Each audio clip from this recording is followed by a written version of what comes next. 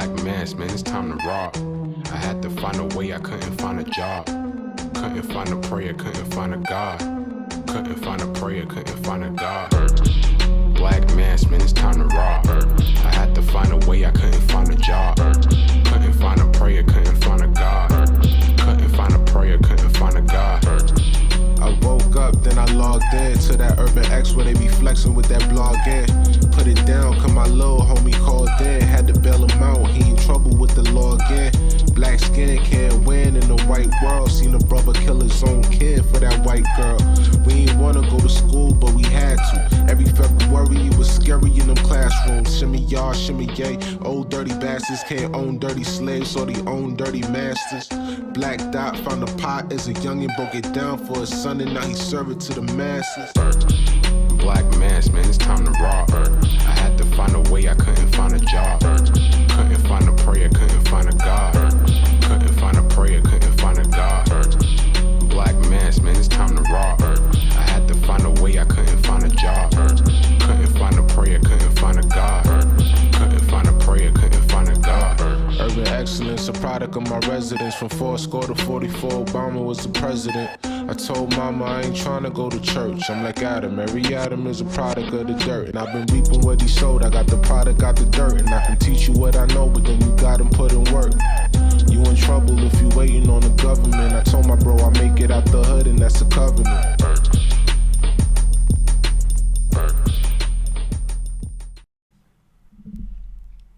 Peace. Welcome back to another episode of the Urban X podcast.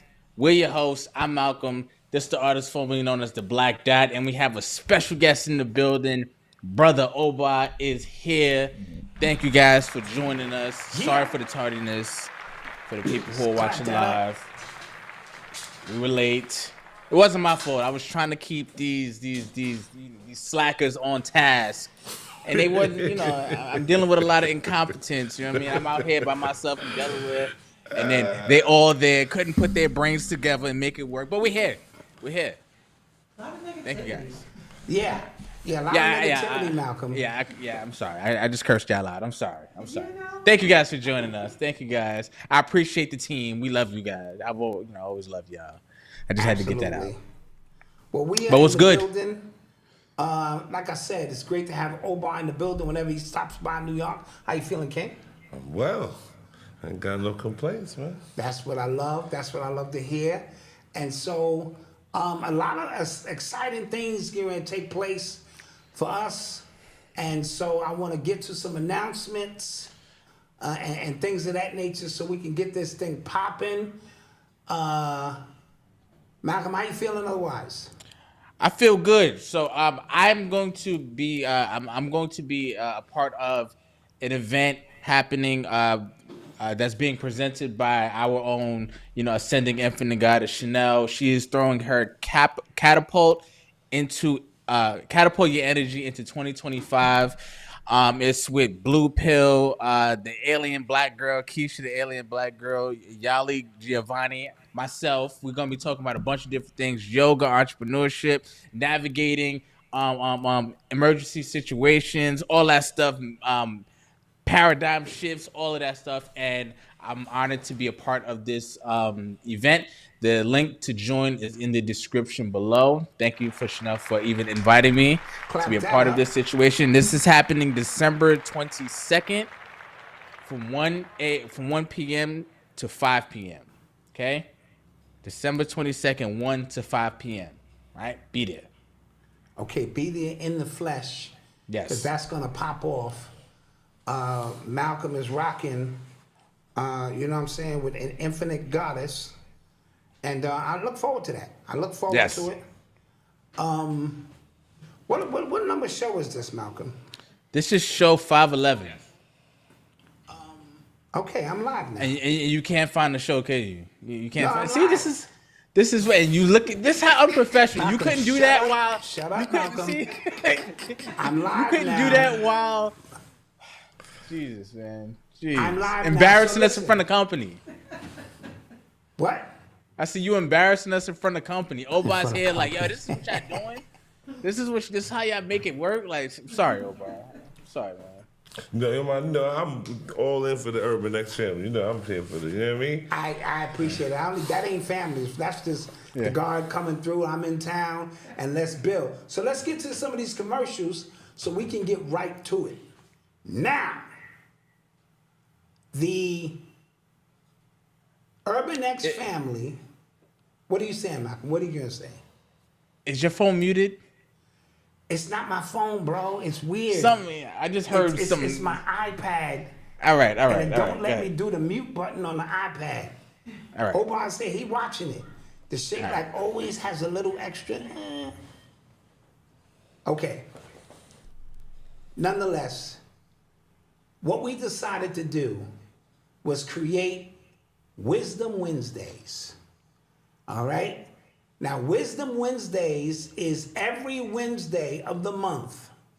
We are going to present a new teacher, a new educator, a new speaker to answer your questions for 1 hour. Every Wednesday is going to be somebody different. All right?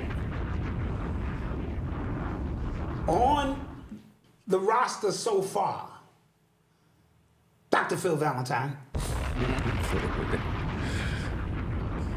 All right? You know you want to ask the good doctor anything and everything. I got Red Pill on the roster. He's going to be dealing with AI, how to make money in AI.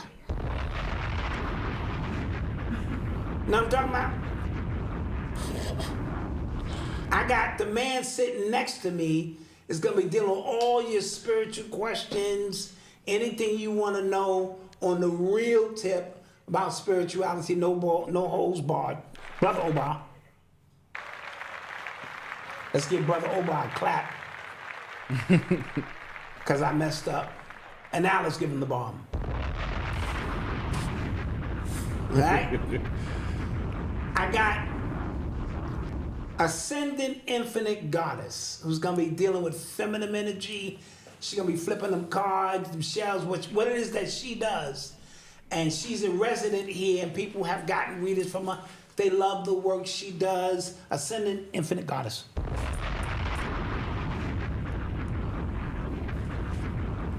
Malcolm, I'm not done. I'm not done.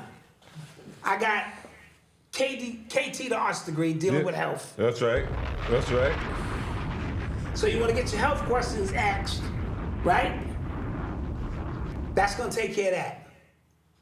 I got Brother Malcolm breaking down anything you want to know about starting a business, online podcasting, digital marketing. Brother Malcolm. Last but not least, Black Dot and Mama Dot together in front of the cameras dealing with relationship. Gunshots. Blah, blah, blah, blah, blah, blah, blah, blah, blah. Big shit, big gunshot, big up. Big up. Saying? And that's going to be taking place every Wednesday, starting with the first Wednesday in December for members only. Absolutely. Only for the members. Absolutely. Only for the members. Okay? And we did it, and there'll be others added as we go along, because we constantly want to give back to our audience and provide, it's because it's not about us, it's always about you guys. Provide something for you, and it's for the same $10. So Malcolm, for $10, you get Everything. Wisdom Wednesdays. Mm-hmm. You get a podcast with no commercial interruptions. And we smoking those. You get a morning meetup. Mm-hmm. You get a bunch of classes taught by Ani Asuru,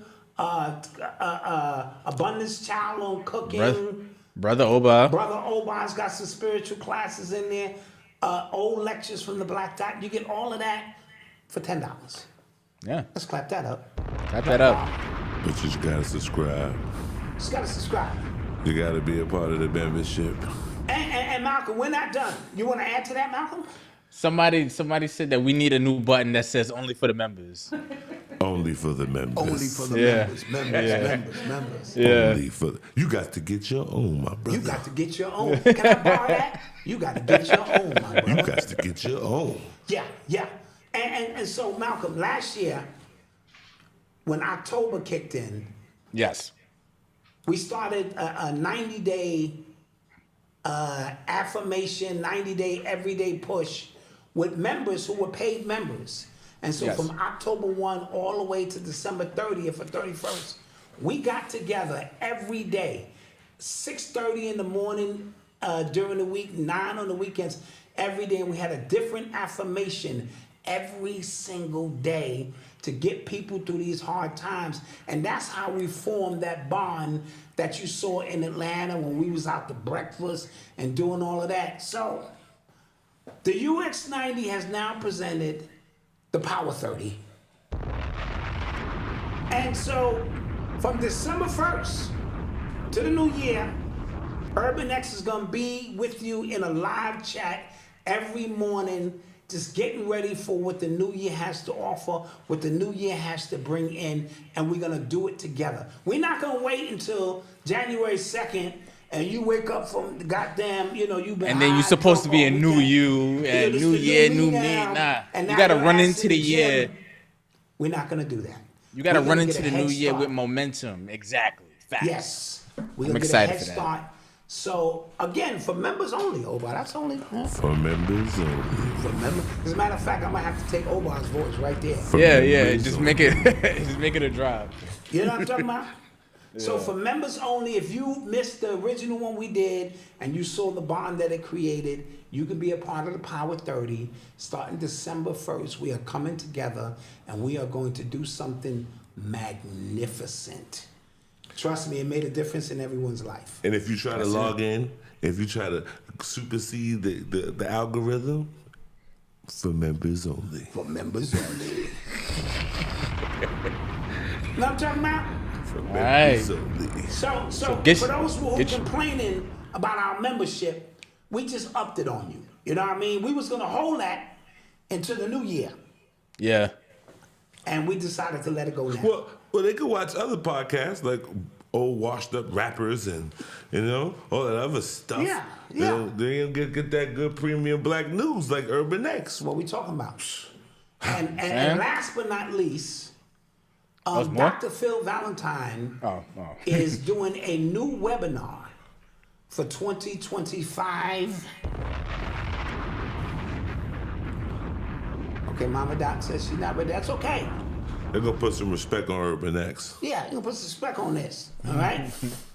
And so Phil Valentine on January 19th, that's the day before they swear in the new president, if all goes correctly. And that's Martin Luther the King birthday. That's Luther the Martin King's Luther the birthday. Luther the King. Okay?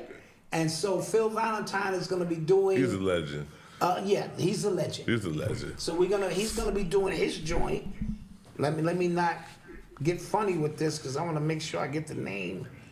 It's called Countdown 2030, when truth is revealed.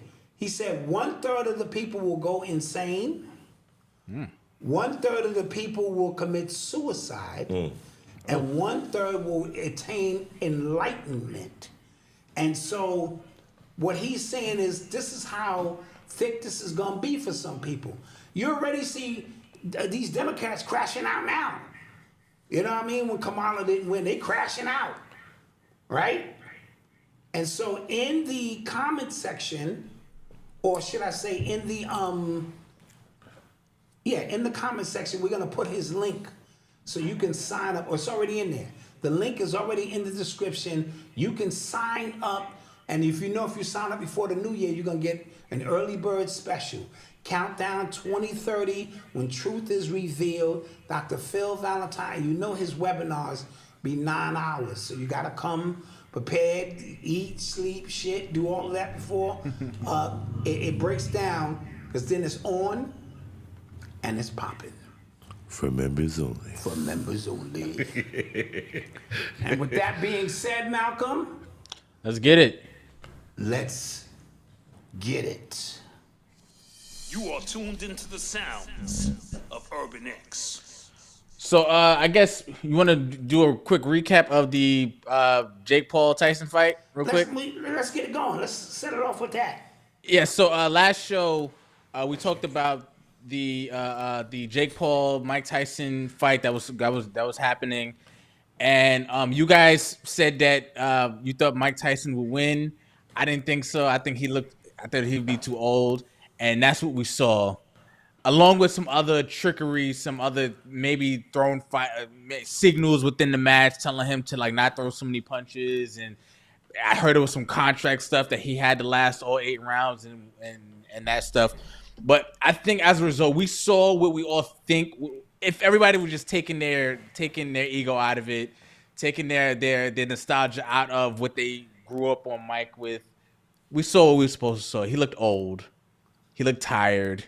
He looked, and it was more of a show. It was just more of, I think, a marketing ploy to get everybody on Netflix at the same time to crash the app, because that's what was happening. 60 million people were watching at once, and it was crashing the app left and right.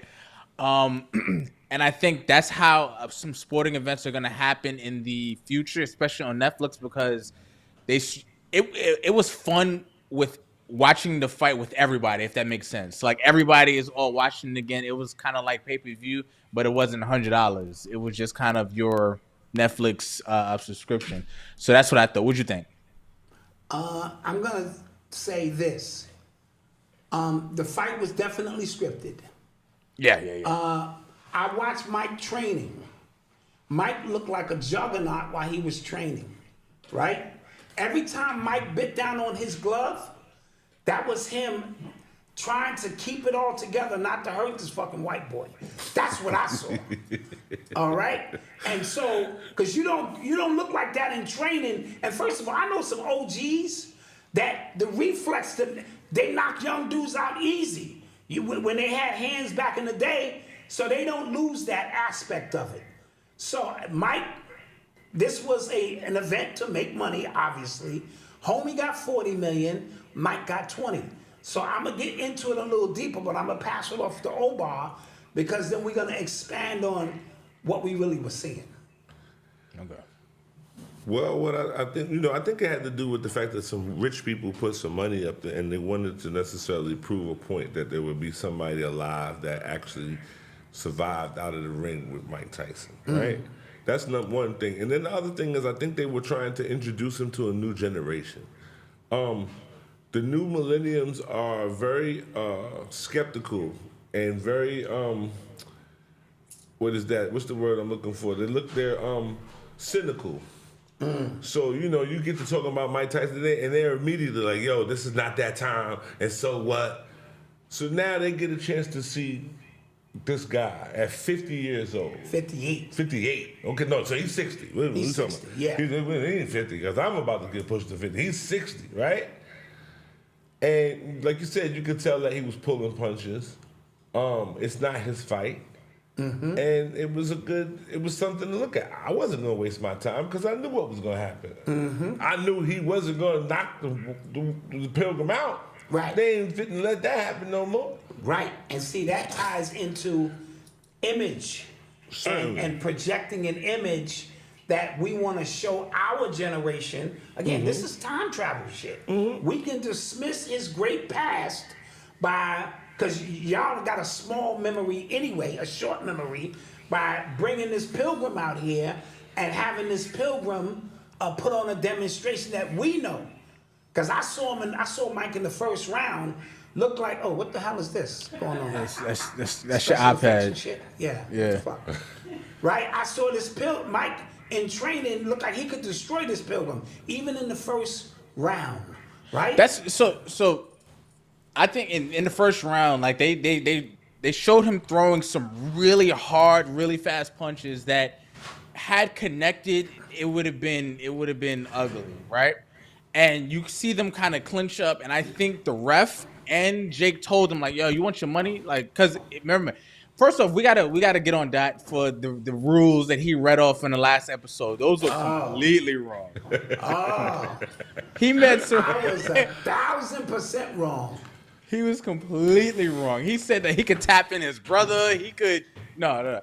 But Yo, tag team. Yo, let me tell you. I can't. Give me a second.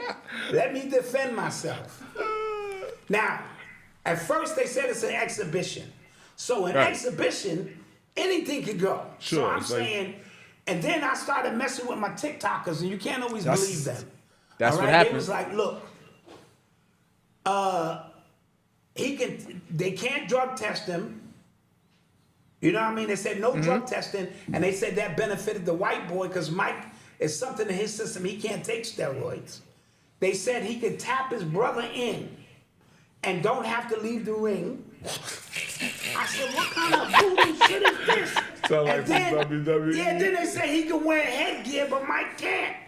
And I said, there's no way humanly possible Mike can win this fight. And then I get out there, and none of that shit is there. Don't Nothing. follow Black Dot nowhere. That's your don't go to work, put money down. I blew that one. I swung real bad at that one. That was Like- a complete strikeout. Yeah. But like they were wearing heavier gloves, so there wouldn't be a knockout. And Mike still looked like if he had caught him, it'd still have been ugly. Yes. But you bringing up the training and stuff, and I get it. You know, hitting a non-moving target, and with jump cut clips of edited highlight tape, it make anybody look scary. It can make you look scary. It That's can true. make everybody look like. But I think because Mike came out there looking really fast and looking in shape, but then I don't care if you say it was fixed. Around round 4, it looked like his legs were done. Yeah, they did. And we all know what that feels like when you don't got it no more in your legs. Like you're just that tired. And I think there was a stipulation that he wouldn't get all of his money if he didn't make it through the entire fight. That makes sense. So it looked like Jake was toying with him to try to get through the fight to make it look a little realistic so they can get through all 8 rounds. Yes. So that's what it looked like. It just started looking real bad. And to you guys' point about just kind of making the image, right? I'll go back to even an hour before the fight started with his ass is on the screen. What was that about? Right? Like Yeah. that looked Yeah. insane. I was just like, what the hell? Like what? Like I think that's a part of the humiliation ritual as well. right. Mike was assed out. He was assed he out. crashed out, and then he cashed out. Now, you know what I'm talking about? Nah, Write that down. I'm gonna write that down. I agree with you. That's the name of the I mean, episode. That's a bar right there, right? Because I didn't expect that, and I didn't need that in my life at that moment. Seriously. Right? I'm sitting here watching these. Yeah, I'm gonna kill him. You know what I'm saying? I'm gonna bring back the old Mike Tyson. It's gonna be no mercy out there.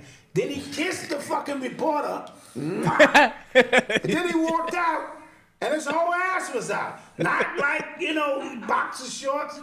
His entire ass was out. That's like you walking on your grandmother and go, oh, God. Grandma, put some fucking clothes That's on. a different level of confidence. That's a different level of confidence. Yeah, but that's like when you walk into the hospital with your gown Yeah, open. with your gown, your whole ass out. you walking by. Yeah. You know what I'm talking about? And so this became... But I want to say this too. It also lends to morality, integrity, and character. My generation had morality, integrity, and character, and your generation got money. And so the money kind of supersedes. It's showing when niggas are due. Not you, Malcolm. You come off a long lineage of Hoteppers. I'm about to say. Wait. I'm just saying, like your generation. Mike is your generation. Yeah, but what I'm saying is not this Mike. Okay, This Mike is your generation. My Mike, Touche. pause, was a killer. It was a beast. Knock you the fuck out before the fight starts. First of all, it wouldn't have been that long. Right. True. Because this is why he was no good to boxing. Because he was killing the whole pay-per-view thing. He couldn't sell it. Yeah, because you go to the bathroom and you might miss the fight. And you might miss the fight. That's what happened with what was it? Not Big Jr. Spinks. When somebody went to the bathroom and came back and was like, "You got to be kidding me!" This shit And it is was done. over. Yeah. So remember, them pay-per-view, they got to get you seated, and you know what I mean. And it also lends to this social media era we live in now. I mean, where popularity and all of this shit supersedes the whole boxing shit. Took a hit to me because you had to be out of your mind thinking that was a real fight. Yeah. Well, you know what? I'm gonna be honest. So boxing has been dead for about 20, maybe almost 30 years.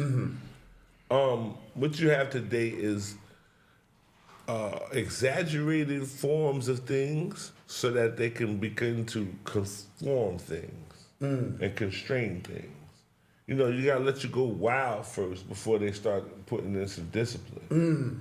And yeah, it's because it's not really pugilism. You know, I was never really a fan of the Mayweather era. It was boxing, but it was like slap boxing for me. Got you. I want to see pugilism. I want to see somebody get knocked out. I want to see somebody slip a punch and run into a wall. Boom! Oh, look at that! Right? Get up! Right. Like the two girls that was fighting before. Oh, bro. the two girls that was fighting before. Yeah. That's called pugilism. Yeah. Yeah, Right? that was. So pugilism wasn't really about boxing. Like you had boxers in pugilism. Right. I'm listening. But everybody wasn't a boxer. Some people were just fighters. They're just pugilists. They're gonna go in there and beat you up. Right.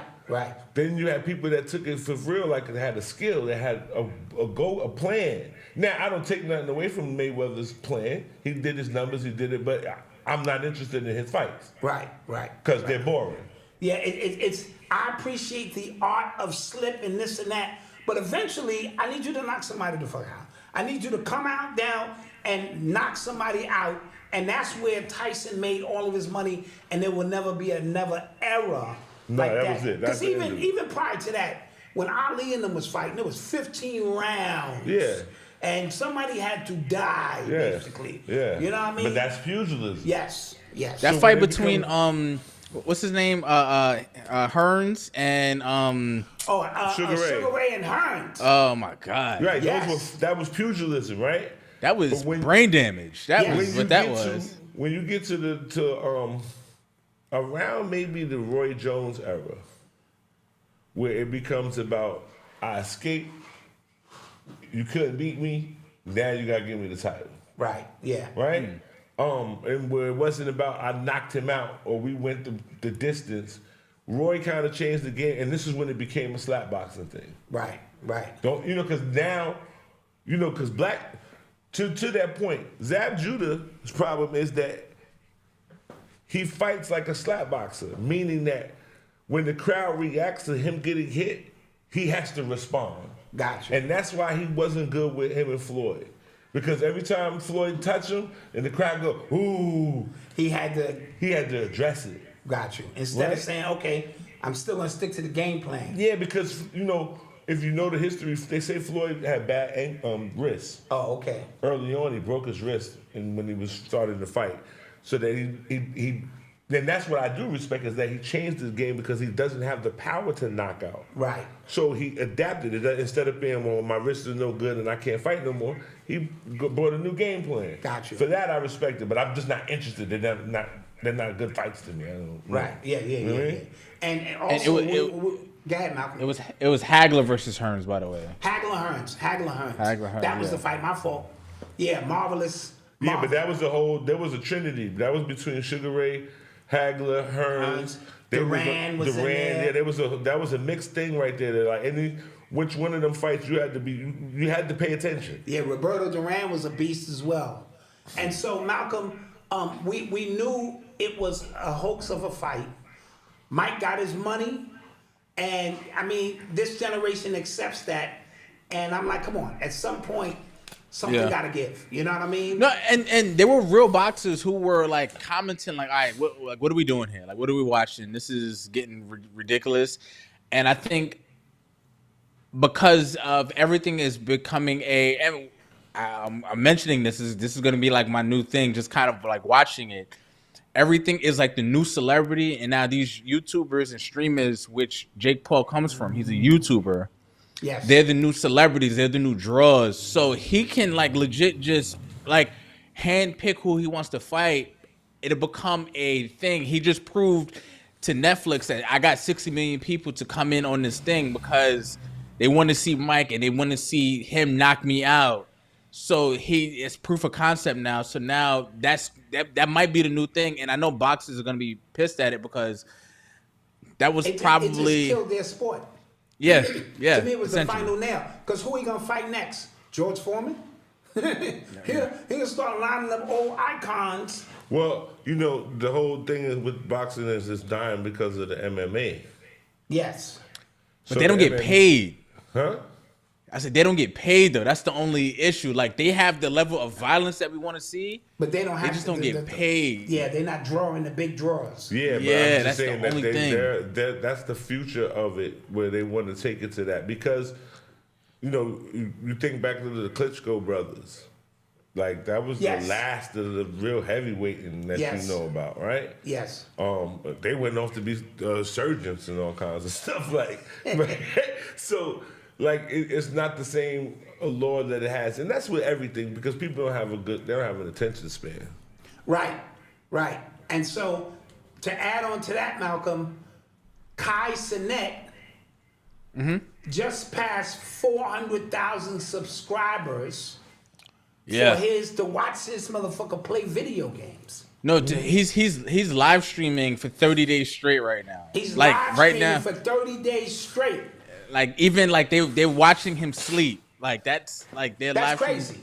Yeah. Celebrityism. Yes. You know, they told us about that. You know, what was that? Was it RoboCop? Be like, I'll buy that for $1 and all Yeah. that madness, right? It was preparing us for all of this because, you know, I have my own conspiratorial. Let's get to it. Let's hear it. Yeah. You know what I mean? I got my own conspiratorial ideas about what's going on in the society right now, and based on the tropes that they're putting in front of us. You feel me? I think they're trying to usher us into a form of fascism that will end up in some sort of communism. And because the gap between the rich and the poor is becoming larger and larger. Yes. So like with this whole snitching thing, right?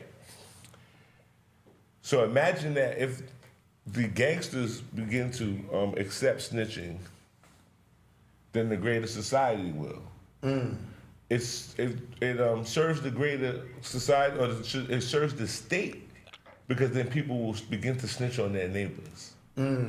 Right? So I've been to Cuba before, where it's like, you could get 10 years, you could like, maybe 10, 15 years ago, if you had a DVD player in Cuba, you get 10 years.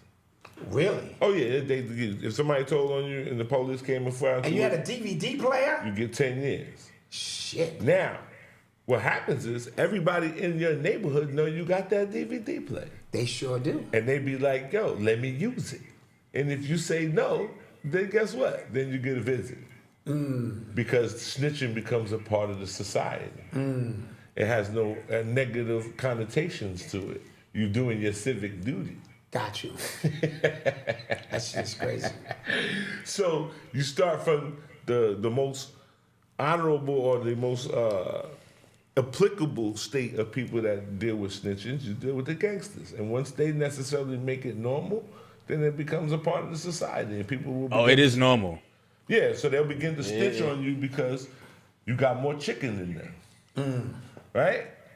So they'd be like, oh, no, Malcolm is playing his Xbox after 12 o'clock at night. Because, you know, we're about to be in a position where technologically they can monitor us. Yes. Yes. You know what I mean? With a drone will be looking through your house and be like, oh, you use too much bathroom, or you use too much water. And so it starts off with this conversation about state capitalism. Right? You heard of this, Malcolm? Nah. So state capitalism is this guy named Klaus Schwab. And they are trying to take the model from China with this whole merit system. And they attack the companies by making them kind of extorting them on this whole green thing.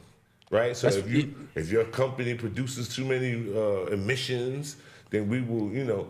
So what happens is they're creating a new form of socialism. And they're going to feed it with the idea that it goes back to that movie, Sorry to Bother You. You ever see that movie? No. You never watched Sorry to Bother You? No. You never watched Sorry to Bother You? No. How about you, Malcolm? Sorry to Bother You has the guy from Get Out. Lakeith Stanfield. I saw clips from it. I never watched it. Listen, so just a quick premise. The movie is about the fact that they've created a new race of people that are like horses, right? And they're gonna start inoculating people with this thing to make them turn into horses so they can produce more work.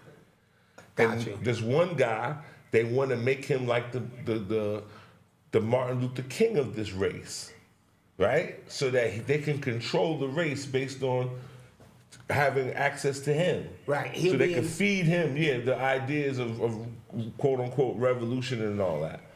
But in the movie, there's a part where they're selling these shares to people. They're telling you, oh, it's hard for you to pay your rent. Well, just come down here and give up all of your goods, and we have a bunk bed for you, and we got clothes for you, Wow. and you can eat, and we're gonna send And you don't to have work. to worry about nothing else. Right, it's really just prison. Yeah. Right, and so they're gonna sell that to people sooner than later because they can't pay their bills, and people are gonna start to give up. Right, and so 3 hots in the cot becomes very easy to adapt to. Yeah, You know, they do that with animals. It's like when they put you in captivity after you've eaten from them for so long, you don't know how to hunt. Well, guess what? Now you're not going to even leave the plantation or the perimeters because I don't need to put a wall there because you're too afraid of what's beyond that. Yes. Yes. You feel me? Absolutely. Absolutely. So, Malcolm, any other last words on the Tyson situation? No. I left that, like, when I went to sleep, I was just kind of like, well, that was a waste of time. Like, I don't know. I wouldn't have paid for it, so it absolutely on not. Netflix was critical. Yeah. But even up to the fight, I wasn't gonna watch it, and then I told wifey, I said, "Listen, I can't come on my podcast on Monday and not at least be able to address it." And then I got into it. I got into the women who was stumping, and the fact that they let that Pilgrim win, even though she lost. Yo, they cheated her. They robbed Shorty, man. They robbed her, man. Even though she had a gap over her eye that was talking too. It was like her and her gap was talking at the same time. But she beat the brakes off that Pilgrim. Yeah. And they still said, you lost. Yeah. All right? And I think that was the precursor for the Tyson shit. Like, this shit is not even going to be close. And to sum up, Tyson looked sharp enough. And forget about stamina and all that, because it was 2-minute rounds and all of that. I'm telling you, from a dude who watched some OGs knock out some young niggas. No, facts. On him, and OG be like, come on, young boy, whop, whop, whop, and drop him cold. Mike was biting his glove, and they told him, there's a couple punches where he touched him that the Pilgrim kind of like, and then he had a couple of codes like, hey, don't do that again. And then Mike was biting his glove. They told Mike, he always do that. Me and wifey said, we ain't never seen no shit like that. Never seen Mike. He was like, motherfucker, if it wasn't for the 20 million, I'd tell you. And you know, that rage in Mike, and then Mike was like, calm down. This is only an exhibition. But do you also know that he used to be hypnotized when he got in fights? Mike? Yes. What do you mean? That Costamato used to hypnotize him. Oh. Is that why he was so locked in? Yes, that's what he talk about it. If you watch any of his, like the hot boxing with Mike Tyson, he talk about when he was with Cuss used to hypnotize him. Okay. So when that bell go off, it's on. He got to hold himself back because it wasn't in a real Mike Tyson fight. It's only 2 rounds. What are we talking about? Yeah, exactly. It's 2 rounds. Boom, boom, boom. He get the feeling round. He get to touch his jaw. Then he know that you ain't got nothing. Put you out. Put you out. Put you to sleep. So again, we was just watching an old tiger or I should say an old bull with a matador, with a new white matador. Yeah, I just was hoping that Rocky 4 wasn't gonna be played out. Ivan Draga! If he dies, he dies. Yeah. And then the trainer, it was supposed to be an exhibition. I was just glad I didn't see that shit. That shit would have traumatized me. Because at first I said, these motherfuckers might be trying to, because it was on the super moon and shit, these motherfuckers might be trying to kill Mike out here and shit. Oh, shit. You know, some big old fucking Russian Pilgrim on top of the car. So I'm glad that didn't happen. You know what I'm talking about? Yeah. So let's keep going. Of Urban X. So Diddy got in more trouble. Apparently they're saying that he's in jail running things. He's paying other prisoners for their for their phone time. He's making getting three-way calls in with his oldest son, trying to influence and intimidate witnesses and stuff like that. He's working with bloggers to put stories out. Remember the on his birthday they had the family call With the cake and all that. with the kid. Yeah, Trying yeah. to They get had you, the oh, look at Diddy in jail. right. Yeah. So they're saying that's what he's been doing, and I think the feds actually raided his cell. 2 weeks ago, we called that. Remember I told you? Yeah. They raided that whole prison, and Yeah. it didn't make sense. I was like, what do you mean? And they were saying, no, we just here for the safety of the prisoners and the guards.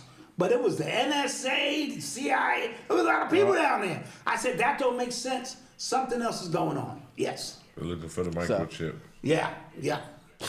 So yeah, Look basically at he's something. in there. He's using people's phone times, contacting witnesses. He's doing all of this stuff. So I think they're gonna use that to again make sure he doesn't get bail because they're saying he's a danger in here. He's definitely gonna be a danger out there. What did you think about this? Over. Well, he is a crafty dude, man. Yeah. I mean, I was, the average people that look at this and they go, "Oh, Diddy, he's a fun boy." No, he's always been about his business. Like they said, he got kicked off for what was it, the Juice movie, because he punched one of the producers. And he won a Tupac spot. For No, Star. but I'm saying that, like he said, like one of the producers said something crazy to him and he jumped on for him and beat him up. He's always been known to pop off. His proclivity sexually is of no consequence to the fact that he's still the real black dude that has managed himself through this gauntlet called the quote-unquote music industry that is just like the crack game. Very You similar. gotta give it to him like he ain't no sucker. No. I don't know if being around real gangsters for so long has put him in a position, because entitlement is something else, God. You know what I mean? If I fight you in a movie and all my movies I kick your ass, I start thinking I can really do that shit. So when he got away with the Shine shit, right? And he beat them charges, this nigga was like, oh shit. So back to the prison situation. I am not surprised. If I got that much loot, I should have phone time. And I should be able to buy everybody's phone time. And how do I communicate with my people without communicating with my people? It's just that he just thought he was outsmarting the feds, and that you're not gonna do. Well, you know, Party calls, you know. the three-way calls, like I think like those calls can't be tracked or something to that effect. Yeah, like I said, I think he set all of this up before they went and got him. I think he went to go see the right people. He spent some money. There are people that know people that's in the prisons.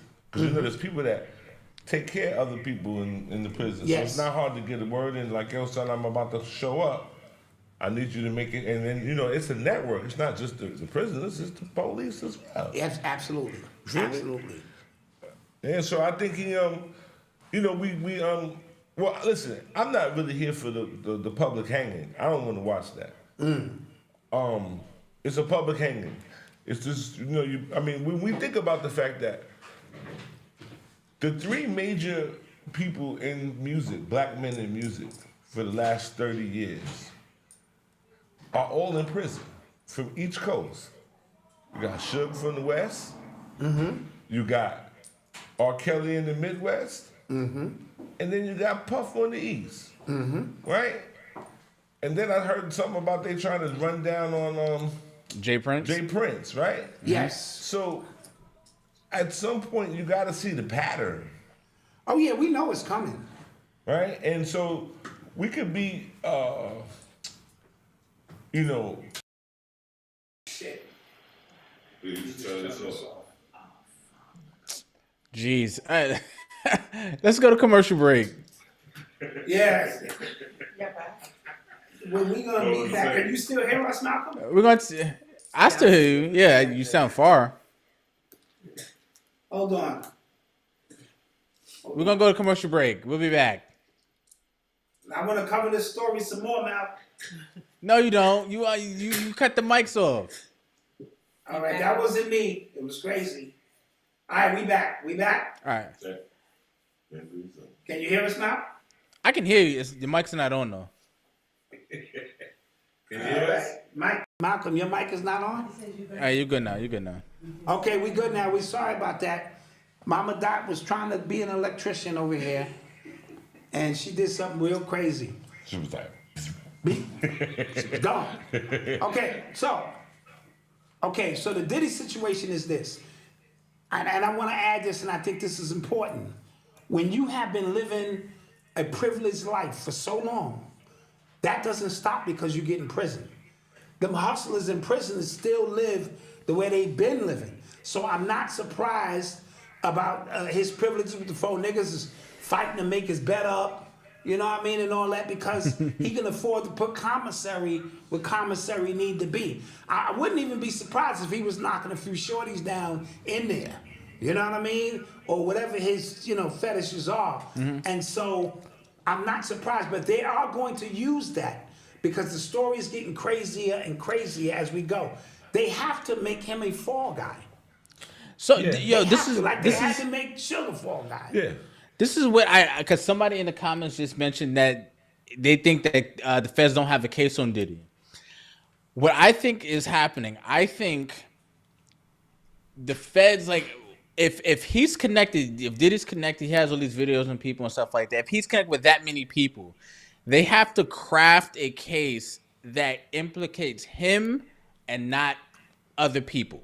Right. Other people that they don't want to get, like, let's say, like other people who are protected, let's say. Yes. We've seen it with Ghislaine Maxwell, where they got her for procuring underage people and girls for billionaires, but they don't say who the billionaires were. So she was the only one that got in trouble. She in jail for nothing and shit. For nothing, for essentially, right? So Right. I think we might see the same thing with Diddy.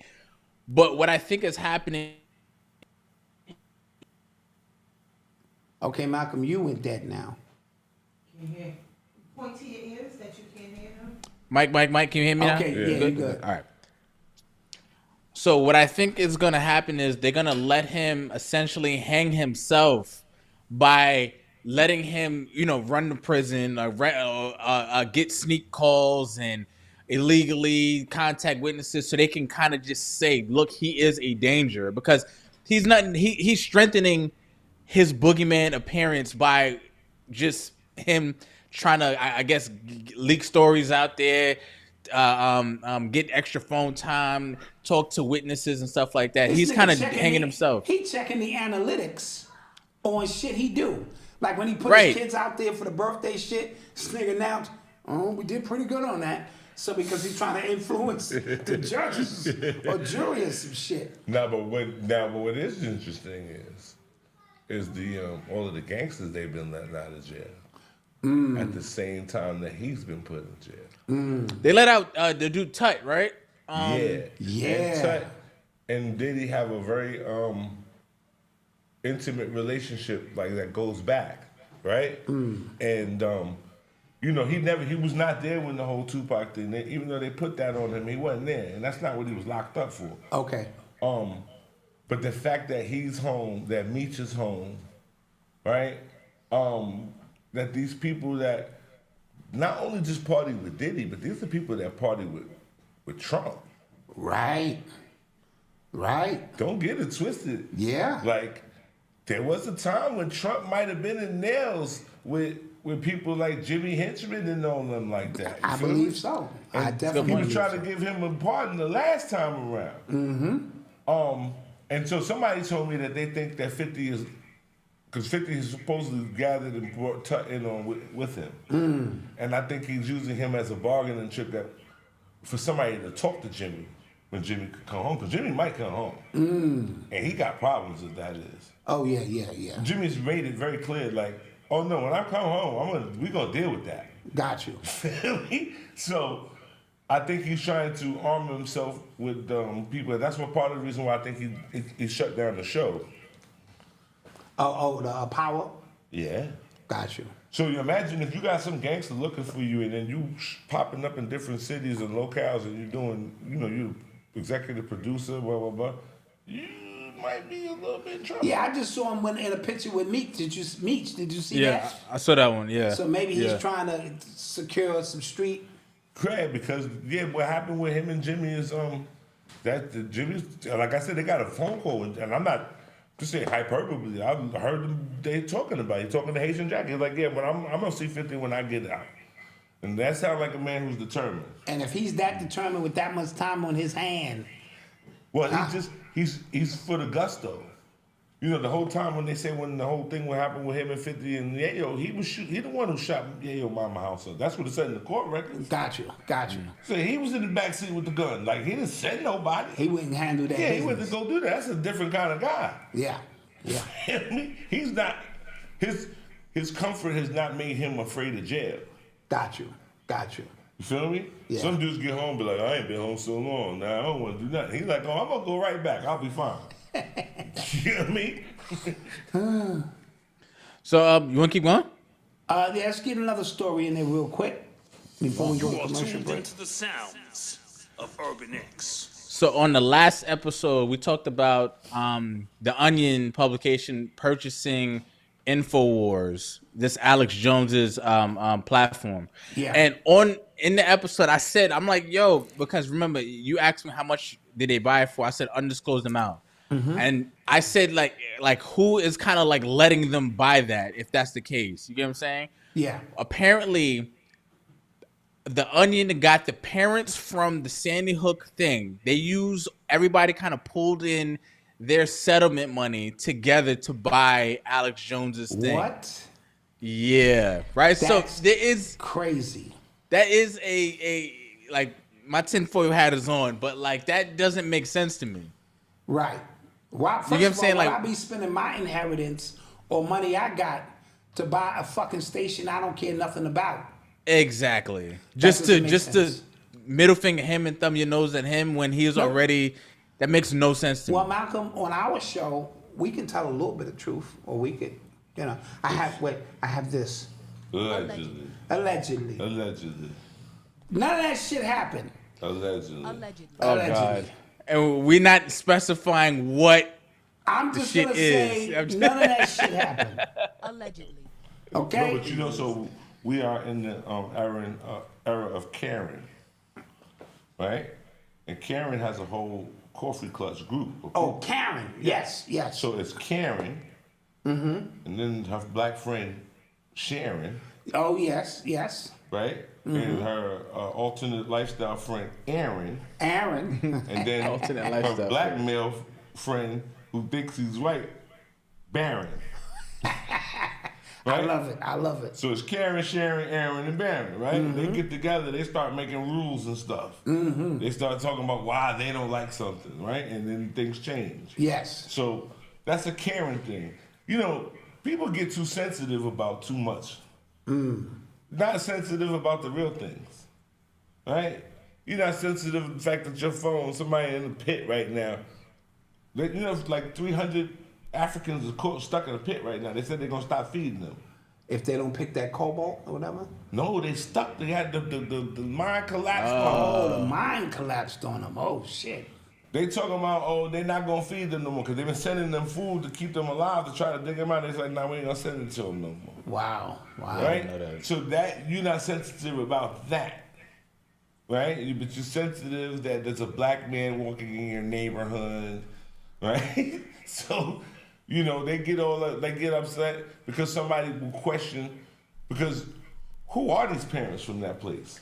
That's the thing about it. I don't know none of them. And I saw one lady in 2 crisis events, and it's the same lady, Malcolm.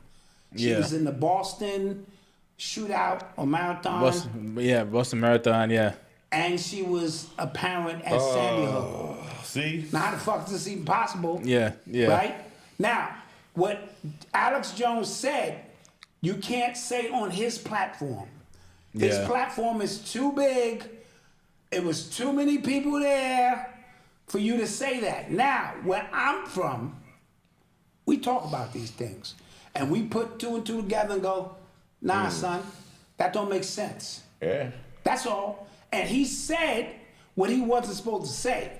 Yeah. Especially these little white kids, you know, and all of that. He was supposed to keep it up top and be like, we send our condolences to these white families.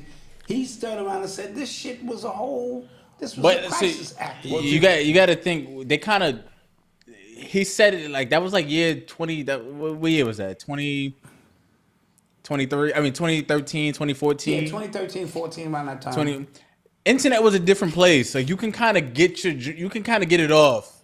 Gotcha. And they kind of doubled back on them when the world was like way more progressive, way more like try to be buttoned up.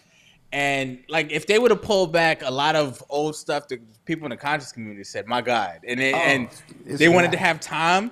Like, my God. Yeah, I remember when they pulled up, when they first like took him off of PayPal and stuff like that. And they first like deplatformed him, and somebody put together a montage compilation of stuff he said. I was like, yo, I could go on Sanetta's channel right now, and everybody, real crazy shit. Yeah, and Richard's channel right now, and people, and it's comparable. So they just made an example out of it. No, but that's why it's important. Yeah. So everybody be like, oh, that's that pilgrim. But what happens when they start to come and pick up? Exactly. Pick apart this thing, because all in all, it's free speech, right? And they haven't changed the laws of the governing laws that are attributed to this internet, right? Mm-hmm. So you know, with TV, you had the FCC, yes, right, and they tell you that you can't curse, you can't do this, you can't do that. There's no regulation for the internet, right? Mm-hmm. There's no regulation. So this thing about fake news and all of that, you have the right to say whatever you want to do. And I should have to do my due diligence to find out whether or not what you're saying is even actually legitimate. Right. That's on me to do the due diligence. Now, I agree. But what YouTube and all of these platforms said, whoa. You can have free speech, but not on my platform.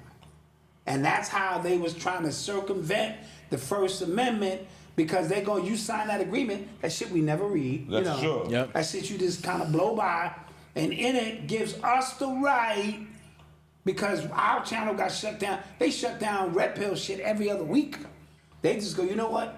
Shut that shit down. You know what I mean? Oh no, but I want you to understand. So my internet presence has dwindled because I'm very clear that they are on me. Yes. Yeah. I don't like on Instagram. I got like maybe 3,000 followers organic. Like I never bought a follower. Mm-hmm. Like, you know what I mean? It took me about 20 years to get them damn 3,000 followers. Like, you know what I mean? And I wasn't. At some point, you stop even trying. So I know with the amount of people that I gather, for them to even know that my page be talking crazy, they got people looking and watching. Yes. Right? And it's unfortunate because where do you have free speech at? Back on the corner. You feel me? Yeah. Because not in any media are you allowed to say what you want to say. And that's the loophole how they get around. And then they got them bots out now, and they're training them. You're training them on you. So all the shit you saying is going, okay, you know, that's what how about y'all this? Yeah, what about that? Yeah. And next thing you know, and they're starting to train the algorithms based on your content now. They're trading AI. They're training AI algorithms based on your content on specific platforms. So Facebook they're gonna have their own AI integration. They're training it based on the content that we post. Instagram, YouTube, the same thing. And because you agreed to be on the platform, you signed the agreement and stuff like that. You hit the button. Because they change it up, and then when you go back in and say you agree, right? You agree? I bet. Mm-hmm. And then that's what they're doing now. But that's why I don't need no more rappers. That's why I need somebody with some tech to build one of these apps. Mm-hmm. Like the things that we celebrate. Like, come on, man. Like I don't need to see another person rap. I'm good off rap. Like, yeah. They could stop it right now and just let it. You know what I'm saying? And then just, you know what I mean? So the thing is, because people try to create apps all the time, right? But it's expensive, like the servers and stuff like that, and then you need then you have to pay talent. If you want like an actual black app, you gotta actually play some black talent, some black engineers. They just had Afrotech last weekend, and there's a lot of people who can do it. It's just they're expensive, right? Yeah. What's his name? Isaac Hayes III. He has his app Fanbase, and he keeps touting that as black owned, that it's for the creators and stuff like that. But like I said, he takes a team picture, it's him and all white people. I don't see no black people in that, and he keeps floating that as black owned. But at the same time, you're not realizing that you're competing, like Facebook, Instagram. They might seem like they're competing apps, but they're owned by the same, parent company that your little independent app cannot mess with. You get what I'm saying? Like, well, just can't. You know what though? I can't. I mean, not to cut your wisdom, but I have faith. So what it is we have to necessarily protect ourselves. We had something like that. You had Q from World Star. They killed him. Yeah, they did. They took his website. Hold on. Allegedly. Right? And again, we don't say anything. Right? We are oblivious to our real freedom fighters. Right? You got Che Guevara on your shirt and this one, but you ain't got a picture of Mr. Ferguson. He put that work in. He was serious. And he went in there and was like, I'm gonna represent myself and I'm gonna talk to you, Quilligans, and ask you, you sure it was me? Right? But we didn't put him on the t-shirt. We deemed him crazy.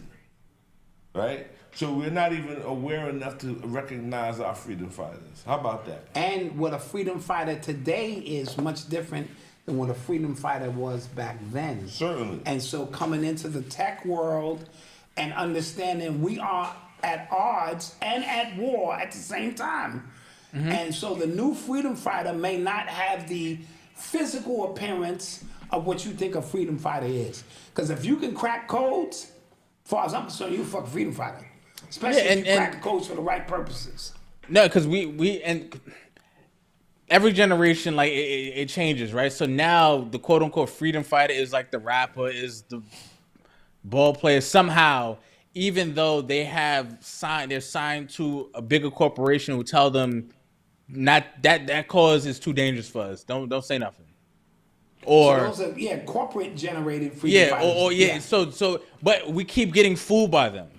And you guys are witnesses. Every 6 or 7 months, they pick somebody new to be the new culture, right?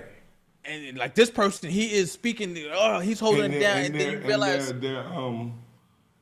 their bottom line or their motivation, right, is futile. So like they want you to take down a statue. Oh, he was a terrorist. All right, but I'm not fitting to tell them that because you can't tell me that none of my heroes are terrorists. You can keep that up there, and let's talk about it and put the whole story there. I'm not afraid of that. But when I put my person on a t-shirt, I don't need Karen, Sharon, Aaron, and Barron to get in their feelings. You following me? Facts. And so I don't. The stuff that they start to champion, it's like, really? That's what you want to like? Because they giving you not only the freedom fighter, they're giving you meaningless, like you said, causes. And you burn energy and you vicariously think you're moving forward and your ass is not. Yeah, you just pull down a statue of Robert Lee. Okay, and what? He still existed. To me, that's like when niggas call me, they said nigga. What? Like, what the fuck does that mean to me in this day and time? The shit that we put energy behind, or we start marching because a teacher said something, and it's all that misdirection. But no, and it's also groupieism. Yes. Absolutely. Malcom speaks a lot about that. You got a group of kids that they listen to the freedom fighters from the 60s, and they're like, we're going to do it like them, right? And they want to go out there and do the same old thing. Nah, it's new. It's new. That's right. Right? And so, you know that, Doc, since I've been here, I've been the president of the Nigga Party platform. Absolutely. Go clap that up now. Wait a minute. Don't forget, I've been the president of the Nigga Party platform. Before Charleston White and all of them, I was the president of the Nigga Party platform. I told you that I don't know no African Americans that did great things. I only know niggas that done great things. Right? African Americans will sell you an Indian woman. That's right. But Ooh, I heard you. yeah, It's too early. It's too early. It's still some people still hurting. It's too early. Put the salt People on still that hurt. wound. Get it together. You know what? Karen, Sharon, and Aaron, Let's and Baron. get to a commercial break, and then let's come back with some of that stuff. Yeah. We'll be right back. Got you ready? All right.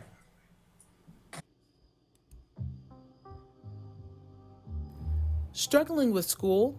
Feeling frustrated by a school system that limits your child's potential? You're not alone.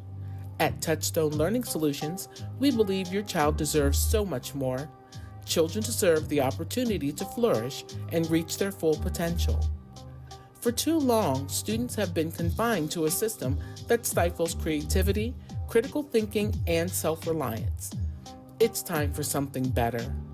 The world needs thinkers, innovators, and leaders, and that's exactly what Touchstone Learning Solutions is here to develop. Our learning profile isn't just an assessment, it's a personalized roadmap for how your child learns, processes information, and solves problems. Our approach reveals their unique strengths, fostering growth through creativity, curiosity, and leadership. Traditional education is outdated. Don't let it limit your child's potential. Touchstone is your partner in unlocking their ability to succeed, not just in the classroom, but in life. Start with your free learning profile today. Click the link, enter your email, and begin your child's personalized learning journey. The future belongs to leaders. Let's get them there. Act now.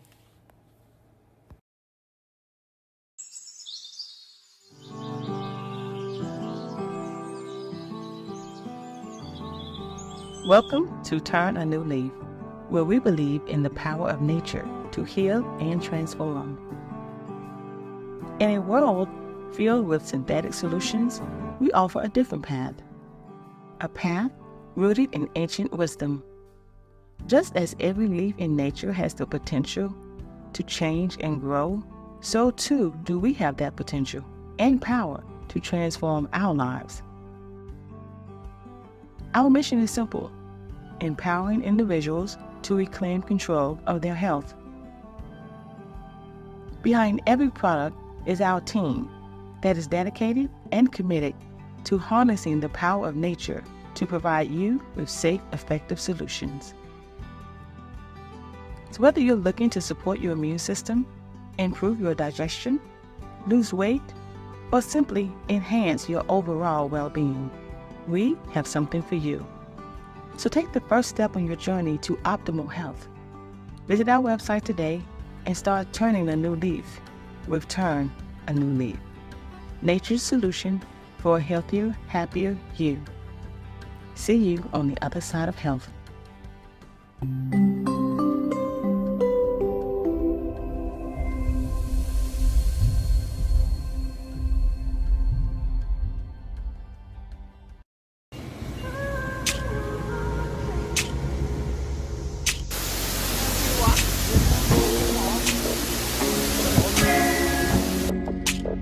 Hello, wealthy family. This is Chanel, Ascending Infinite Goddess, sending you glad tidings and blissful energy. I am so grateful to continuously be a channel for your higher self and your spirit team. Whether you're receiving an angel oracle card reading for confirmation, clarity, or guidance in your life, or you're going through certain pressures and wanting to release some anxiety, I'm here to provide mental clarity with the mental healing session. I am open for singles and couples alike, so be sure to connect with me on my website, www.ascendinginfinitegoddess.com, in order to schedule all your sessions, see my availability, and all services. You can also reach out to me via phone or text at 786-828-8722. In the meantime, be sure to visit my YouTube channel, Ascending Infinite Goddess, where I have hundreds of videos available for you to assist you on your journey. Thank you so much for allowing me to continuously be this vessel wealthy family. And until we connect again, stay alert, stay aware, and live in love. Peace.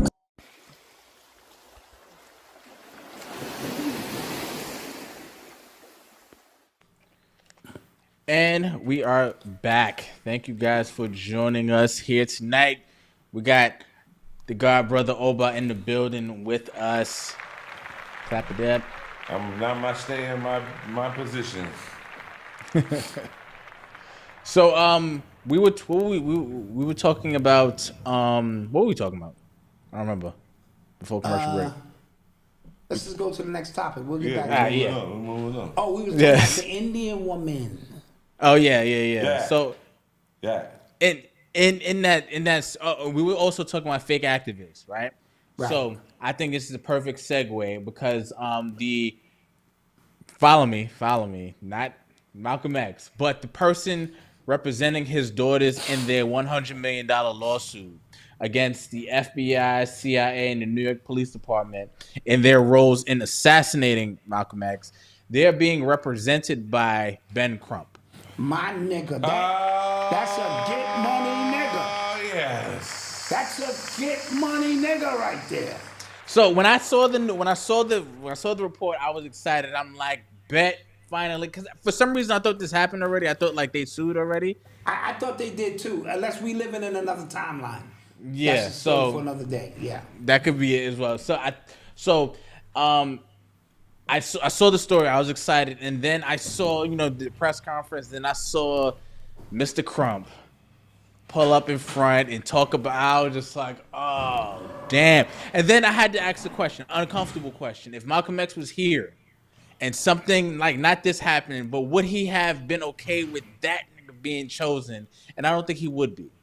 Right? That's a very good point. I don't think he would be. And that also, the other uncomfortable question, are they even trying to win at that point if they got him to actually represent them? Because I don't think so. He's not a winner. Them in the whole 9 yards. And he's not a winner either. He's a setter. No, they're going to get half. He's a loser. Yeah, right. He's there for them to get half. Yes. And him get half of that half. Yes. Absolutely. Allegedly. What did y'all think about it? Look, you got to understand, man. We've done this before. We had another one named Sharpton. Yes. Right? Years ago, every time there was like a black accident, like an accident chaser, he'd show up. Yeah. Oh, and we gonna do this, and we gonna do that, right? And there's a part of us there's a remedial part of us that continues to allow these characters to come over and over and over again in our society, right? So I'm not surprised, right? It's just a tongue-in-cheek kind of thing. Like, yeah, you can't really get me to believe this. Like, that this dude is not serious, is he? Right. Come on, son. Like, So real quick, I gotta leave out the room while you sell this to them because I'ma laugh. Yeah. You feel me? So real quick, Nola Girl said, shout out to the mod, said there are Muslim attorneys working on the case. His law firm is spearheading it. My stepson in Chicago is working on it, and he's Muslim. Okay, so again, he's the face of this, but again, I think that's also just kind of signifies. Wait. You're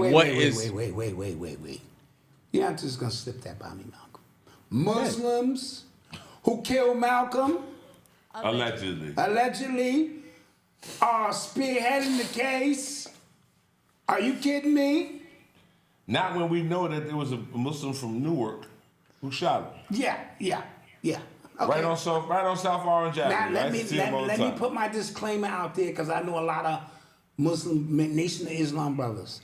I'm not saying Elijah Muhammad put the order in. I think he did, but I'm not saying that. There are always people within organizations who become loose cannons, who are operating on a different vibe, and you on a need-to-know basis. And the big homie, we gonna handle it for him, but he don't need to know that this tap. But you're not just gonna tell me it was the FBI, CIA, and NYPD, and no Muslims were involved. Tell me some lowercase Muslims who, wanted to make a name for themselves. At least tell me that. Don't tell me some niggas dressed up in bow ties wasn't even Muslims and they know nothing about this and Elijah would never let this shit happen. Don't tell me that shit. Don't tell me that shit, okay? I'm all with the big homie may not have known. You know what I'm talking about? And the shit still went down. You ain't gonna tell me that other shit. And now you got Muslims working on the case. And this non-Muslim, this Christian, you know what I mean, who don't believe that Allah is God, is gonna be the figurehead to ensure that his children get what they need. That shit just don't. It stinks. It stinks. I don't know. I'll take you to an old school cap, right? You know, like they talking about the whole Biggie cap with Fat Joe and all that. Everybody be capping now when somebody dead, right? Mm-hmm.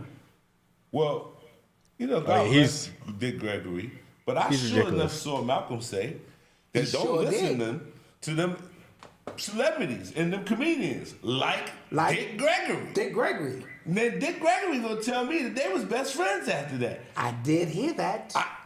Come on. And but because I like Dick Gregory, you know what I did? I looked the other way. Right.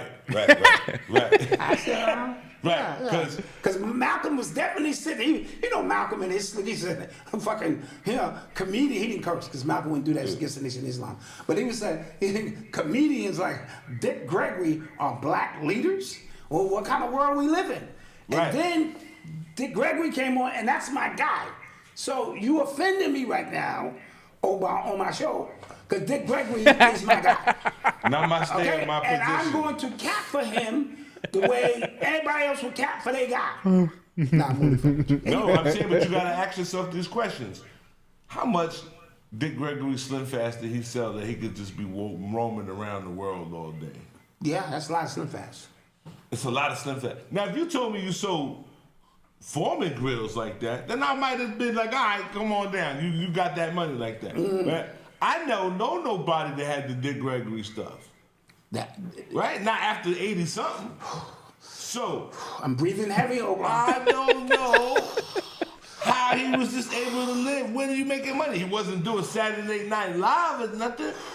He wasn't writing no movies. Oh, wow. Yeah, you know, I be coming in and get the cooking. I get the cooking up them celebrities.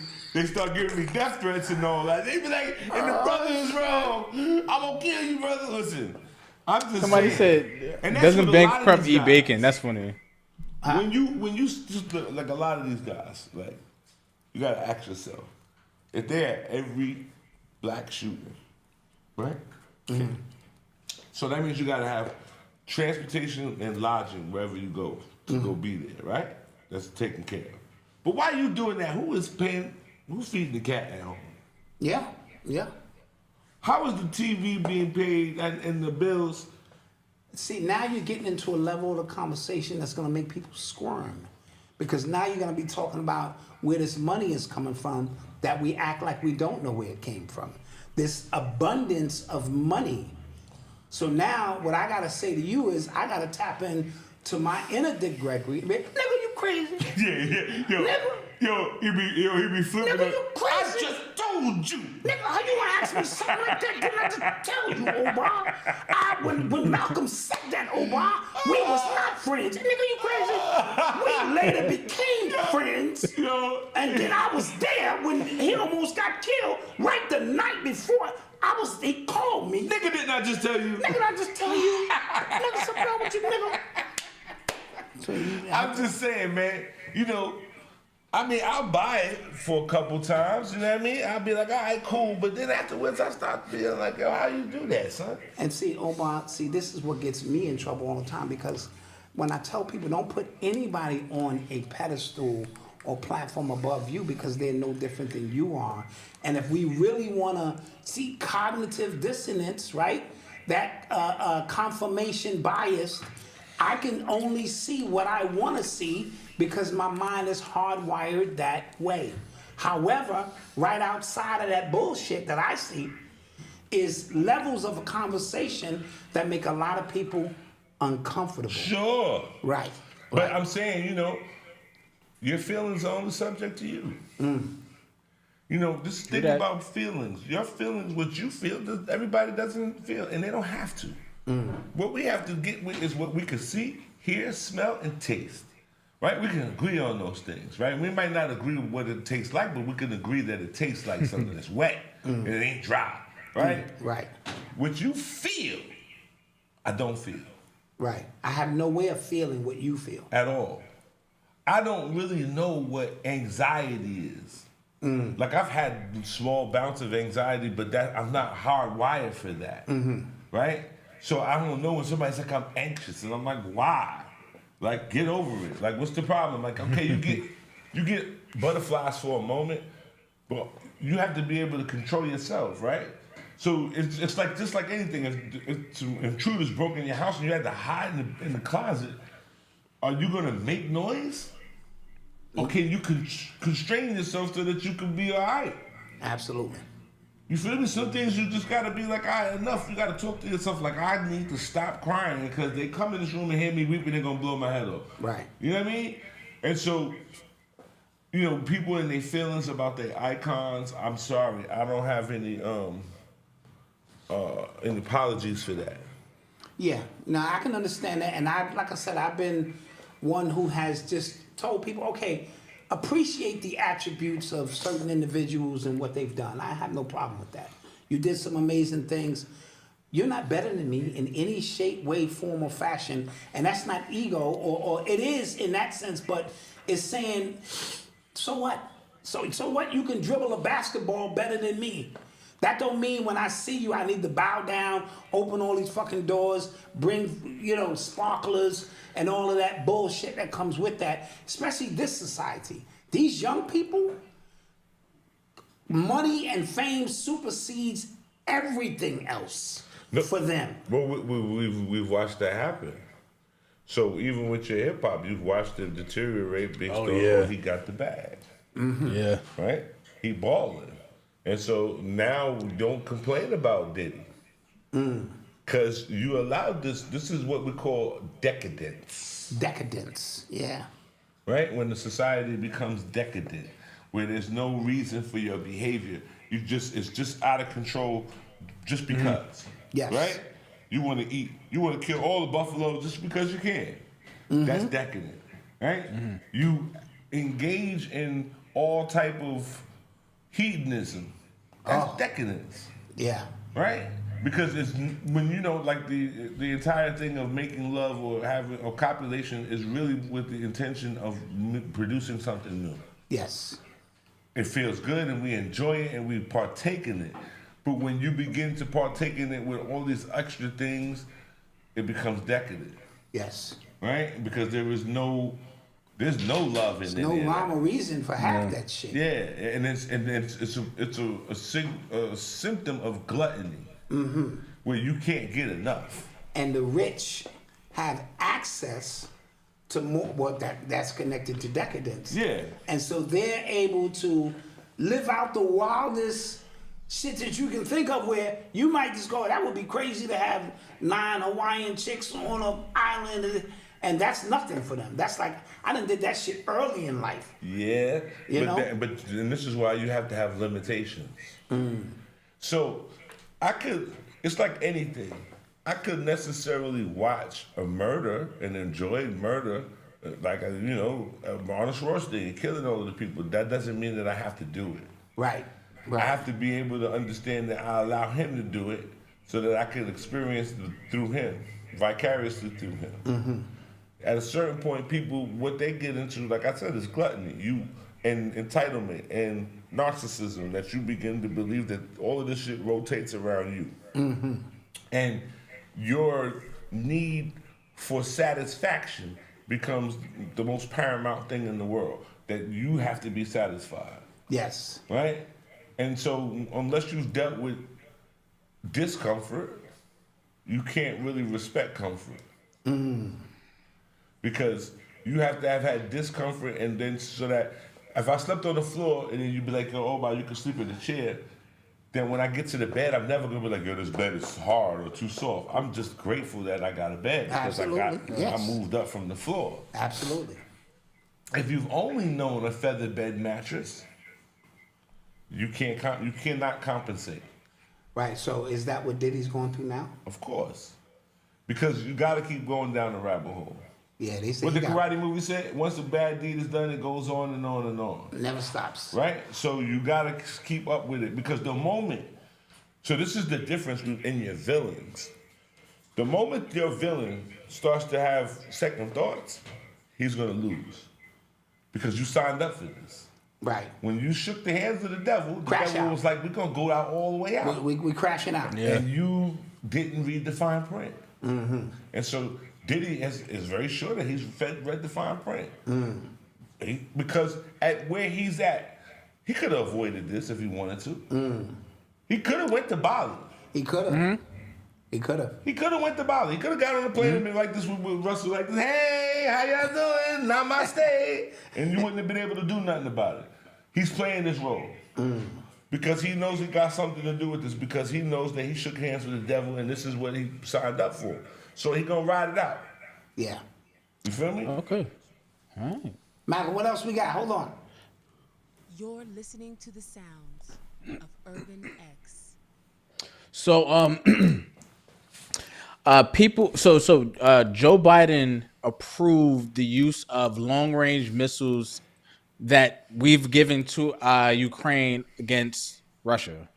Okay, so he approved them to use long-range, and at first he was hesitant to do that because that is an obvious escalation of the war. So now, with I think 60-something days left in his administration, he approved that, and people are going, so you're trying to get us into World War III before you leave office. So that people are upset about that. And then sticking with the government, the Pentagon failed their 7th straight audit. I'm not surprised. You think we're going to tell on ourselves? What kind of shit is this? Those books are written in pencil. Yeah, I said it's written in pencil, nigga. So that's what's happening right now. It's the way people are like openly like not jockeying for, I don't know what the hell happened just now, but the way people, the way people are openly jockeying for positions in Trump's administration, I feel like it didn't happen like this for Biden. When Biden was coming in and people were going to go, yo, we're going to do this day one as soon as we get in. Like, he's going to be over here. He's going to be over here. And it seems like it's like more proof that it might not happen, if that makes sense. Like, I'm they're getting everybody like super, super hyped. Like, yo, day one, this is going to happen. They taking that out of Fruit Loops. When this come in, they cleaning up immigration. They taking that out of this. And it just seems like. I'm going to be honest with you. I don't want to see the I don't want the idea that they think they're gonna try to play with them pilgrims. Like the pilgrims. I get that too. Like if he don't get in the office. Yeah, I get that too. It's gonna be problems for me. Yeah, I get that too. I feel, and I said that early. Yes, and what happened was when he won, and the Democrats were crashing out. I also said, if they somehow find a loophole in the 14th Amendment or some shit and reverse that shit, not just reversing that, you're flipping the country upside down to where them pilgrims who got plenty guns and plenty anger for you are going to come like, enough of this goddamn shit. Let's just go take the country, and we could be in a civil war situation. That movie Civil War is coming out soon. It's already out. Oh, it's out? Yeah, it's out. What's his name? No, what's the Captain America? Okay. I think the third version with the black guy is called Civil War. No, Civil War. Captain America Civil War came out years ago, Dad. Okay, so why don't I shut up? Because I don't know what I'm talking about. But you know what I mean. I was trying to make a connection there. Don't be funny. Don't be funny because you live in Delaware and I can't beat your ass where you at. Don't be funny. Okay, I noticed that lately you've been like, yo, wouldn't it get your shit together, Dad? Because you're not right next to me and shit where I can choke you out. I noticed that. Listen. I noticed. Listen. So, but it seems like Biden is, because people calling me a downer. Listen, it seems like Biden is, on your way out, like you just lost a basketball game. You just take your ball with you. I'm taking my ball with me, motherfucker. I'm taking my ball with me. Like you're not gonna get no more run. Yeah. Him like okaying the long range missiles.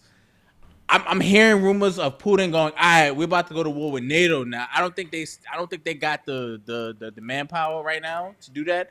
But that is an escalation, right? That is you kind of poking it more and more, like you're making a proxy war a real war now. And if a war break out, doesn't that suspend the election? Yes. It can. There can't be a transfer of power in the middle of a war. No. Right.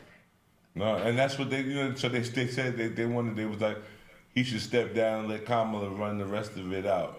Nah, son. And yeah, he said nah, son. And Biden's press secretary, I forget somebody else said, we're trying to, before the inauguration, we're trying to send every dime we can to Ukraine to help out in their efforts. Yes. So they're trying to speed up, because I think so, the SWIFT payment system, I believe it's called, just came online a couple days ago. Okay. That is supposed to make it harder to launder money. So I think they're trying to do whatever they can before they're unable, because I think the business model of the Democratic Party, of the deep state, I won't even say Democratic Party, I'll say the deep state. Deep state, yep. Has to change soon. So they're trying to, like, one last hurrah, let's get it all while we can. Before we get out. So that's what I think. I'm not going to apologize. I'm going to call them Democrats. Same Democrats that started the KKK. Same Democrats. See, these Negroes they got amnesia. They forgot. Like, what are you talking about? This was never our party, right? This is the party of the Confederates. So what we're not going to do is placate to people in their false ideals of sensitivity and false emotions, right? We ain't gonna play with you no more. The reality is that at the end of the day, so me and your father was talking about this. So, Malcolm, are you aware of who the president of Mexico is? No. So, it's a woman, and she is a real estate agent. Yeah, of Mexico. What? Yes. I knew it was a woman. I did not know it was a real estate agent. She's a real estate agent in a Roman Catholic country. Right? Oh. So y'all been worrying about Trump and Hammer, Scammer. No, the president of Mexico is a woman, and she's a real estate agent in a Roman Catholic country. In a Roman Catholic country that is misogynist, where the men abuse their women. Okay? Okay. So how does this affect us? Because that Democrat that we just avoided is also a real estate agent. Yes. Look at our family. Look at our family. And what does that mean for the fact that you've been letting the so-called migrants in to do what? This is like Red Dawn right now. Because they weren't bringing in kids and children. They was bringing in grown men. That's what we said. I said them look like military or something. And I'm gonna take you further down the hole. Let's not forget the fact that South Americans killed the president of Haiti. Yes. See, everybody's so focused on Africa, but they don't know that South America got a lot of stuff going on, right? And a lot of Mercedes-Benz managers moved to the South America. Okay? How's it going? Yeah, you got to talk in code with them. So the Mercedes-Benz makers moved to South America. But nobody's saying nothing to the fact that like a bunch of Colombians went in there and assassinated the president of Haiti. Nobody talking about that. Right? So everybody's so distracted and they're so because I never bought that nonsense. He's a racist. You forgot he was in your rap videos? You forgot he was on Fresh Prince of Bel-Air? See, I don't know racists to be around black people. Not to that magnitude. They don't like you. If they don't like you, they don't like you. They ain't gonna play with you. They ain't gonna be joking around with you. Right? So what I understand is that black people, or just not even black people, the society today has a short memory span and attention span. And all you gotta do is come up with a narrative, right? So this idea that, he's a misogynist and he's racist, all of these are buzzwords. You're not gonna sell that to me. I've been there before that. And you know what? Truth be told, A pilgrim ain't never put a pistol on me and took my money. You heard? Pilgrim ain't never took my money and never slapped me upside the head with a gun or ran in my house or none of that. Okay? I never had beef with a pilgrim where we was getting it on. So all of this racism, none of the people that say racism have ever even seen it before. Real racism. Nah, they don't know nothing about it. They don't know what it is to really truly be like, if you don't get up out of here, black boy, you know what I'm saying? You got 20 minutes. Right. And that's even that's nice racism, because the old racism don't give you 20 minutes. They just string you up on the poplar tree. So this idea for the women to necessarily be in power, calling me a misogynist, but I'm gonna call you a misandrist. Misogynist. Because you just wanted to vote for a woman to do what? To prove that you're equal? Then you could do that. First go and sit in the foxhole in the war first. Do that first. See, because until you could be a war general that you was out there on the battlefield, don't tell me nothing about sending no babies to war. You don't have the right to. Okay? And so they could say whatever. They're gonna be like, oh, the brother Obama, I don't care. I'm not gonna change my position, because understand that my intelligence comes from a time way before there was baby boomers. My daddy wasn't no baby boomer. He was born in 1939. Right? He comes from people who came from right after the Great Depression, where people, white, black, and all, were participating in the war effort.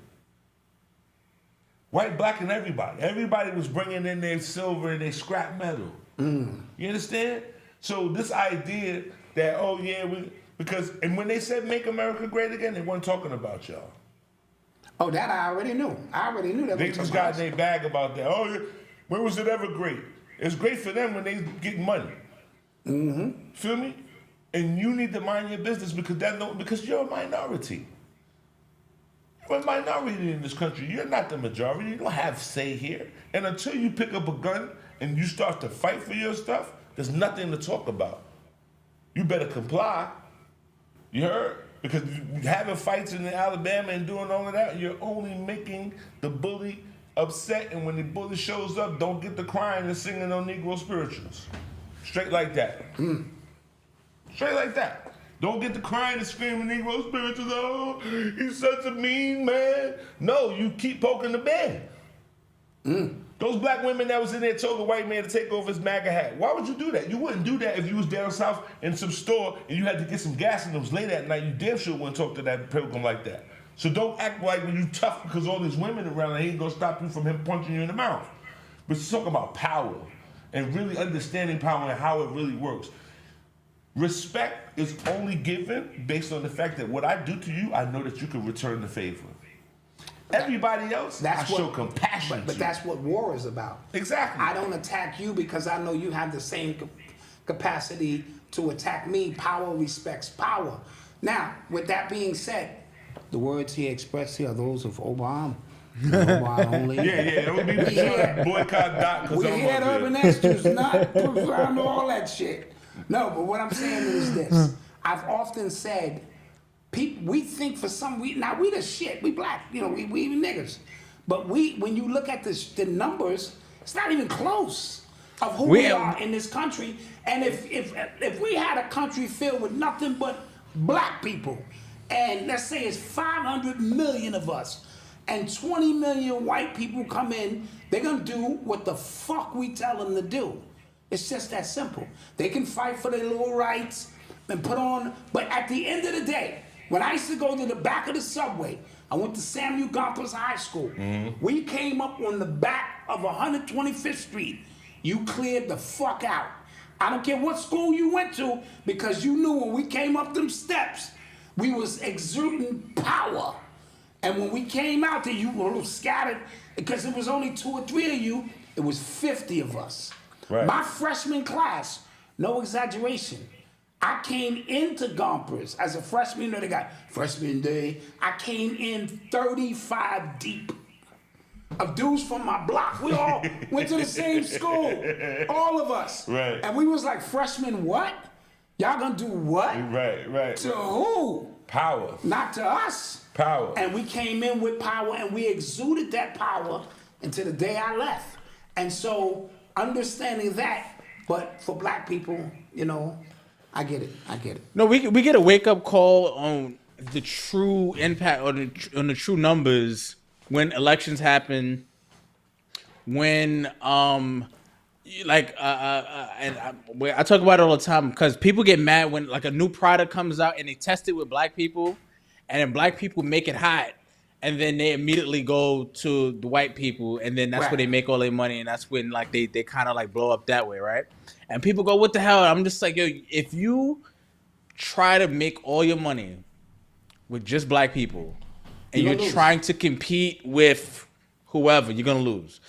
Killer Mike's that episode he did on Netflix was I think the it most was powerful episode. I don't know if you saw that. He I think it was the most. I'm only gonna eat at black places, and then He said, "I'm only gonna buy black."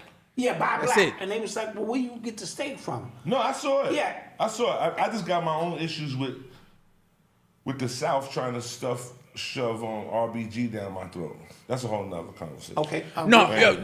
Oba, me and you one day. Me and you, we're gonna talk, boy. Cause yo, listen, I know what you're thinking, and I think I'm thinking the same thing you thinking. You got some explaining to do. Like this RBG thing was in the '60s. Mm-hmm. So now you trying to sell it to me now like I don't know. Like no, we was freaking raised red, black, and green. But y'all told us that was the devil, right? Because Jesus didn't approve of that. So I got we're gonna talk about that, Malcolm. We're gonna talk about that. But I was saying like I think like that episode is like one of the most powerful pieces of television in the last like 20 years because of what it shows. It shows we don't have infrastructure, right? So we want these things. We want, as you said, like we are essentially like we are the minority in the country, but we want to think that our word holds more power than it actually does. And as you said, like power respects power, but if I know I have more, it's compassion. Most people when they get on these platforms and stuff like that, they don't realize they're getting pitied instead of respected. Mm-hmm. In a lot of these cases, I remember going on a cruise like a couple years ago, and it was, comics, they have comedians and stuff like that. And one of the comedians, he had like a bunch of jokes about just kind of like black victimhood stuff, right? And it was all white people, but they were laughing the hardest. And I was just like uncomfortable, but I could see how just kind of like, it felt like pity to me. It didn't feel like it didn't feel like a joke. It felt like, yo, that's how they see us. They see us as complainers. They see us as like, you know what I'm saying? If that makes any sense. And let me get down to my checker game, because sometimes we're speaking in chess and the people are hearing in checkers, right? That doesn't mean you can't open up a little fish fry in the hood and black people will come support you. It's not what the fuck we talking about. We're talking major manufacturing of goods and selling goods and having it's almost impossible to do. You know what I mean? And so looking at it from that perspective, I know exactly, what you mean when you start talking about this pity and, for who we are. And we're almost like, when you tell people, when you go in real money circles and you tell them a rapper, you might as well have told them you was the fucking janitor. The way they see that shit. Well, but that's the thing with us though. So we do the same things over and over again, right? You got the barbershop, the soul food spot, maybe a black cleaners, maybe, right? But what about supermarket? Mm-hmm. So for all of the rappers that ever been alive, nobody and I got, again, with the folks of the South. So you telling me about Outkast and all of that Dungeon Family and all that, but the Ethiopians got more than one farmer's market down there. Why black people don't have one? You don't have a grocery store. It's like the kids that are on the train that do the candy. Everybody do the same thing. Nobody thinks outside the box, and nobody thinks about anything that's beyond just the black dollar, right? Because when you open the cleaners, that's not about being the black cleaners. It's just everybody got to clean their clothes. Yes, right. I don't have to, because I'm black, sell soul food. Right. That don't gotta be the first thing I gotta do is sell soul food or fried fish or some. No, man, I'm trying to get some other shit. You know what I mean?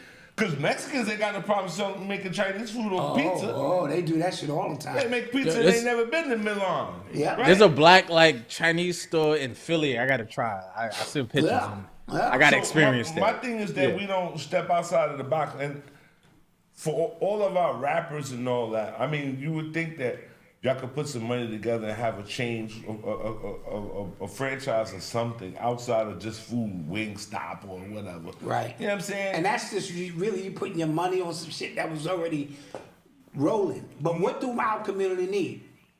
Supermarkets, clean clothes, a bank, some things that we can see ourselves growing. So long story short, we're not as big as we think we are. And that's why Dame Dash said Jay-Z had a problem associating with being a rapper because he think we should be seen much more, even though that's where he got to start from. So when Jay-Z is in a different room now. He in a room with people who selling oil and all kind of stuff, and they're talking about tech and all this shit. And he like, yo, I got some bars.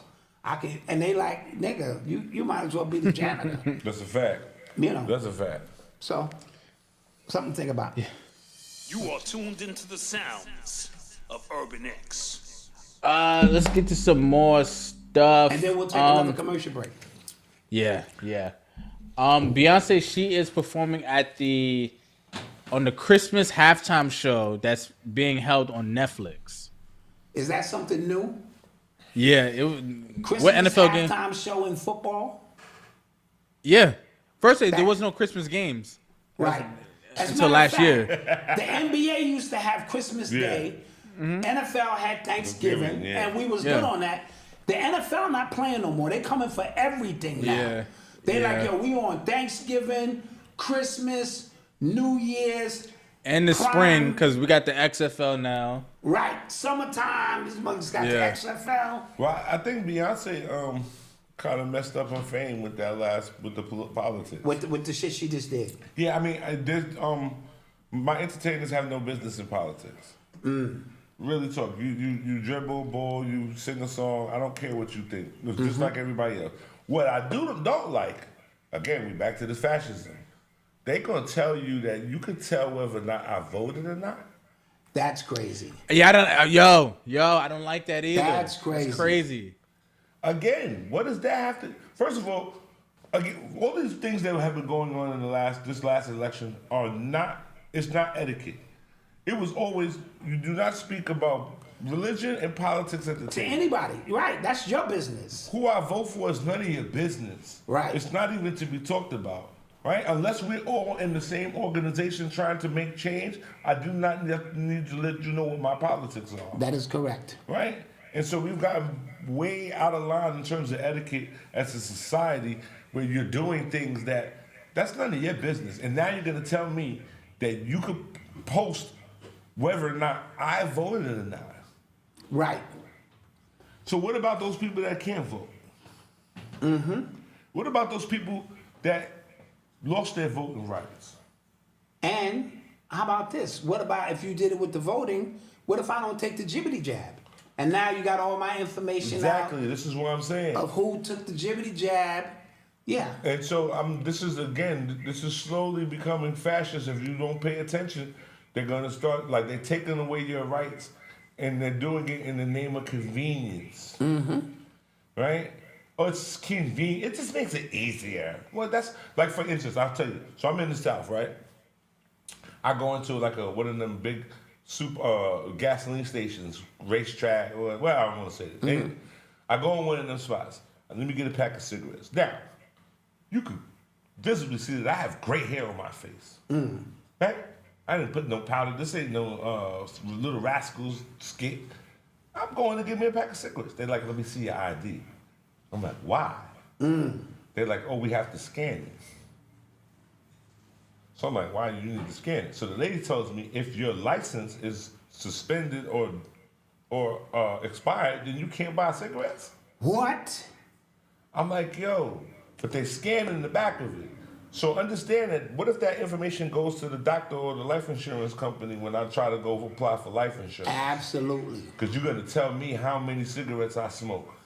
Absolutely. What if I'm buying them for somebody else? Absolutely. Right? So again, a simple thing that when I be livid, I be in the store because it'd be like a kid that's not even old enough to buy cigarettes asking me that. Okay, I see your ID, sir. What? You don't get out of my face. I earn these gray hairs. Shut up. Oh, but it's company policy. And I'm saying to them, you think that that's okay? Right. Yeah. You think that that's all right? No, this is not all right. I should not have to tell you or show you identification for me to purchase cigarettes. I'm well over the age of the consent to necessarily purchase cigarettes. What are you talking about? We're in an information war, right? And so they're selling your information to everybody. Like you said, insurance companies now have the leg up to go, well, we see, you smoked 42 packs this month. Oh, it's even with the insurance, with the car insurance. So they got you putting this thing inside your car that monitors you, whether or not you speed, you cut a light, all of that. And now that has something to do with your insurance. The hell with the fact that you ain't had no accident. Oh, jeez. So now they can speculate on your insurance, but I ain't got no accidents on my thing, but you're gonna tell me that I drive too fast because the little thing inside my car. You've been lucky, Brother Oba. You've been doing 97. You haven't had any accidents. Yeah. It might be a good driver, but we can't insure you. Meanwhile, if let's say I go 20 years and I don't have no accidents, do I get a refund? Absolutely. I always ask that same goddamn question. Where's my refund for the good goddamn driving I've been doing? Absolutely, because you just been getting paid just in case shit happens. Well, this insurance is a fraud. You feel me? You know that shit. But I'm saying these are how the small little things add up. Yeah, this is how it happened. This is how it happened in Europe. People wasn't paying attention, and it didn't seem that important to them. And before you know it, so many of them little things became a big thing. There you go. There you go. There you go. Malcom, you want to take a commercial break? I can't hear you. Oh, yes, my bad. I don't know why it keeps happening. Yeah, we're going to take a quick commercial break, and then we'll be right back. Get your questions ready. Questions ready for Brother Oba. Yes.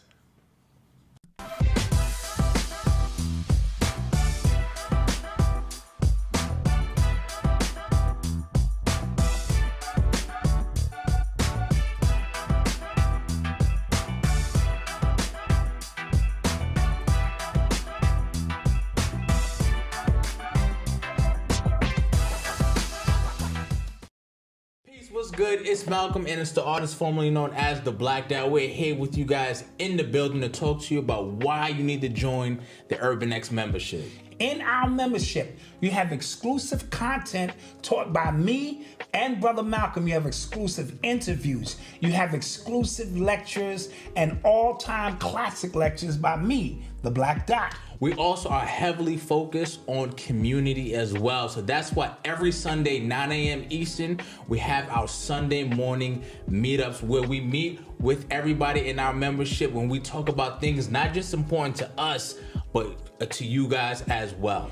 And the last Sunday of every month, we split the group. We have a women's only meeting and a men's only meeting. Yep. That's how deep this goes. And listen, on Mondays, this is what you get, right? But on Thursdays, our podcast is now exclusive, uncensored, uncut, raw, with no commercials, Malcolm. No commercials. Absolutely. And to even pack in the value as well, we even added an entire suite of business courses just for the members for $10 a month. You can't get no better than that. You can't get no better than that. So you get business courses taught by me and Malcolm. You get exclusive content. You get Sunday morning meetups. You get a podcast with no commercials. And I'm also hearing Mama Dot might have a hot mic.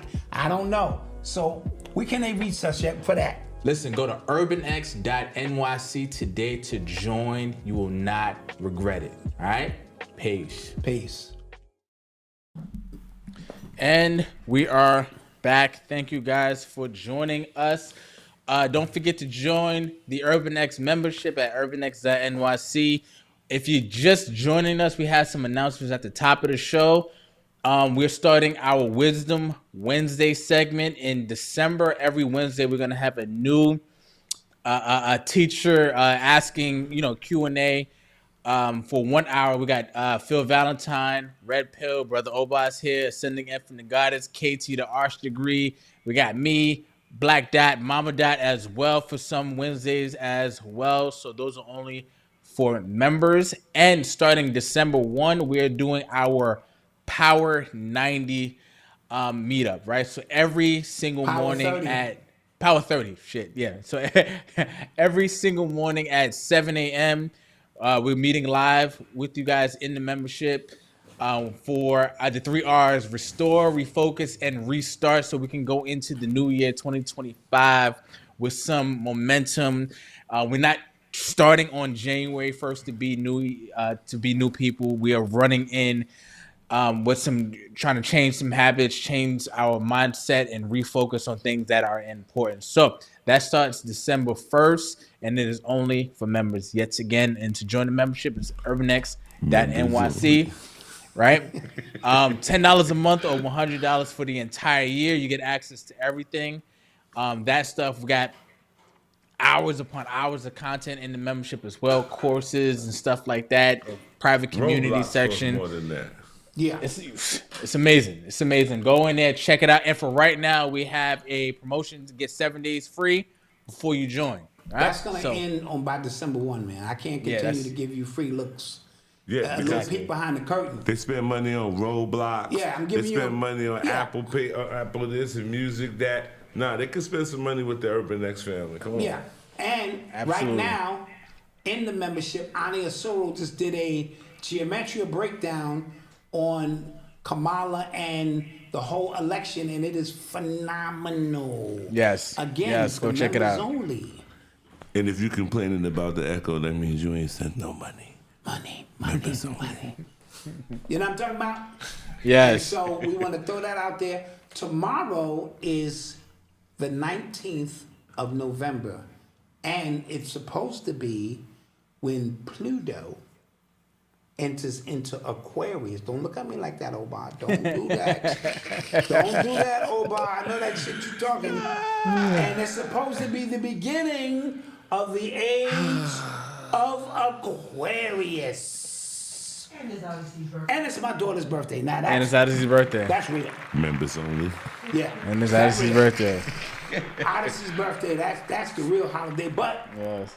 Give me Obar's take on, because you mentioned something about the stars being dead and all that shit, Yeah. So, they try to, I don't study astrology. I had an uncle who just passed away the last time I was in New York. He was a very profound astrologer, right? He studied with a very, these are mystical people. This man by the name of Lionel Day, D-E-Y, right? And this is in the time when, when all of these things were very, very considered very eclectic and mystical. Mm-hmm. Okay. My conversation is about ancestral veneration. All right. So some people will try to avoid that because, they look at the stars. And they go, oh, well, I'm into astrology. Well, to bust that bubble just for one moment, the stars are dead. Every star that you see in the sky that you see is dead. So now we're back to ancestral worship. Oh, okay. All right. All your information is coming from dead things. And so when they try to make it, because what happens is people want to make the mystical or the etheric pragmatic. It has to make sense. It has to show and prove for them. And so they like to use sciences like astrology because it is a science. It uses math. Math is the universal language of the universe as far as the gods are concerned and all that. So when you talk about the planets and all of these different things, there's a concept that, we talked about before, which is the idea of when they keep talking about these dimensions. Dimension is only the ability of space that has parameters, right? Okay. So you get into the water, you get in the ocean, you swimming in the ocean and there's fish in the ocean. And some of them acknowledge you. Some of them you're just an obstruction, right? But you get out the water, and those things, they exist, but they can't get out the water, right? Right. Okay. And so now you went from one dimension to another, and you were able to come out of it. Now you're not allowed to stay there long because the dimensions don't allow you because of the circumstances. So you come out of the water. Well, then this air that we're in, imagine that there's another dimension that comes into the water, and some of us can recognize them, and some of us can't. Okay. And when they leave, they come out of the water, out of our water. Out of our water. Okay, yes. I like yes. that. I like that. Following me? Yes. Okay. So that this idea of dimensions, because I'll tell you in a minute, I don't believe in extraterrestrials showing up in a tuna can. It's not going to happen. Because if they have that type of technology, then they'll open the portal. They'll be too smart to be coming in a tuna can with beef jerky on it, riding on in space, waiting to get here. I've often said so. Right? I have often ain't said much so. to see in space but stars. You see them all, same one, you see them all, right? Yeah. So it's not like Guardians of the Galaxy where they're just riding through, listening to, you know what I'm saying? Hip hop and shit. Yeah, listening to, you know what I mean? We should go Barry White and shit. So you have to come with the understanding that these levels, right? There are things that can come in and for a short time, and then they have to go back. But we can't come out of this dimension And go there. Yeah. In the mind, we can. Yeah. But see, this is why you can't see God. Because if you think about omnipotence and omnipresence, that means that God, you're inside God. So how could you see outside of You God? can't. You only do where you won't exist once you come outside of God. I need to light up a joint right now because this shit. Malcolm, hold on, this shit about to get crazy now. Right? So a lot of the stuff that people said, like we were talking about earlier, at this new age with all of this mystical stuff, I'm gonna need everybody to stop saying spirit. Oh, spirit made me do it. Okay, there's a million spirits. In fact, there's more dead people than there's ever been living. I can believe that. Hold on, no drop bomb there. So when you say spirit, what spirit? Who's coming in on that frequency that you are on to give you this message, and why would you think it is a divine message? How do you know this is divine? That's my point, yeah. Because so it's okay to say my inner ambition or my inner motivation made me feel, but when people go spirit, I'll be like, well, what's his name? Because spirit is a sea, right? It's a sea of spirit. Where are you talking about? What are your coordinates? Right? So we have to divorce ourselves of this idea of, spirit. Would it be like that? Because what we're doing is we're trying to use modern facilities as descriptions for things that are beyond us. Okay. So I'm going to get a download. No, there's no download. There are people who are born that are like radios. They can pick up the frequencies and they can identify them and they can fine tune them. Right. Right? Okay. So we have these ideas that people get into and it stops them from getting to their greater understanding, which is that you're not going to understand. And it's really okay. Because, so I'm approaching 50, right? After that, I only got 30 years to play around. Maybe. Give or take. 30 years. I have time to be worrying about the mysteries of the universe. They're not my problem. They're no concern and no consequence of mine. But I should be responsible for what is in my orbit. Gotcha. The people that I love, taking care of my business. You're preaching now, man. So when people get into, because they got upset because people was throwing cards and throwing shells and bells and whistles, and they was like, and this is going to be the new president, and then you get hurt, get your feelings hurt. Yeah, a lot of people predicted something else. Well, and then prophecy is only when you don't see it coming. See, if you prophesizing about two people, that's just you just made a decision or a choice based on your information. Prophecy is like 6 years ago, you told me that it was going to be a Jabberwocky. Got you. Right? And you can't wait till after it happens to then tell people, you know, I had that dream. No. It has to be beforehand. Gotcha. Where your prophecy it's been checked. You feel what I'm saying? Yeah. But this idea, you just coming out of nowhere. But anyway, I'm gonna talk to the people. I'm gonna hear what they gotta say. Real quick, somebody and the reason asked. I asked that. Say it again. No, go ahead. Yeah. It's because when I got one of my readings from you, not only you told me specifically what deity was connecting and needed. It wasn't like, so interesting stuff on how we try. Sometimes I just think we're trying to make sense out of, and what I'm famous for is only making sense out of shit that matters to me. Right. So when you spoke about the circumference and things that matter in my life, that's really all I care. But the rest of that shit, I'm like, okay, we can have fun and have some conversation.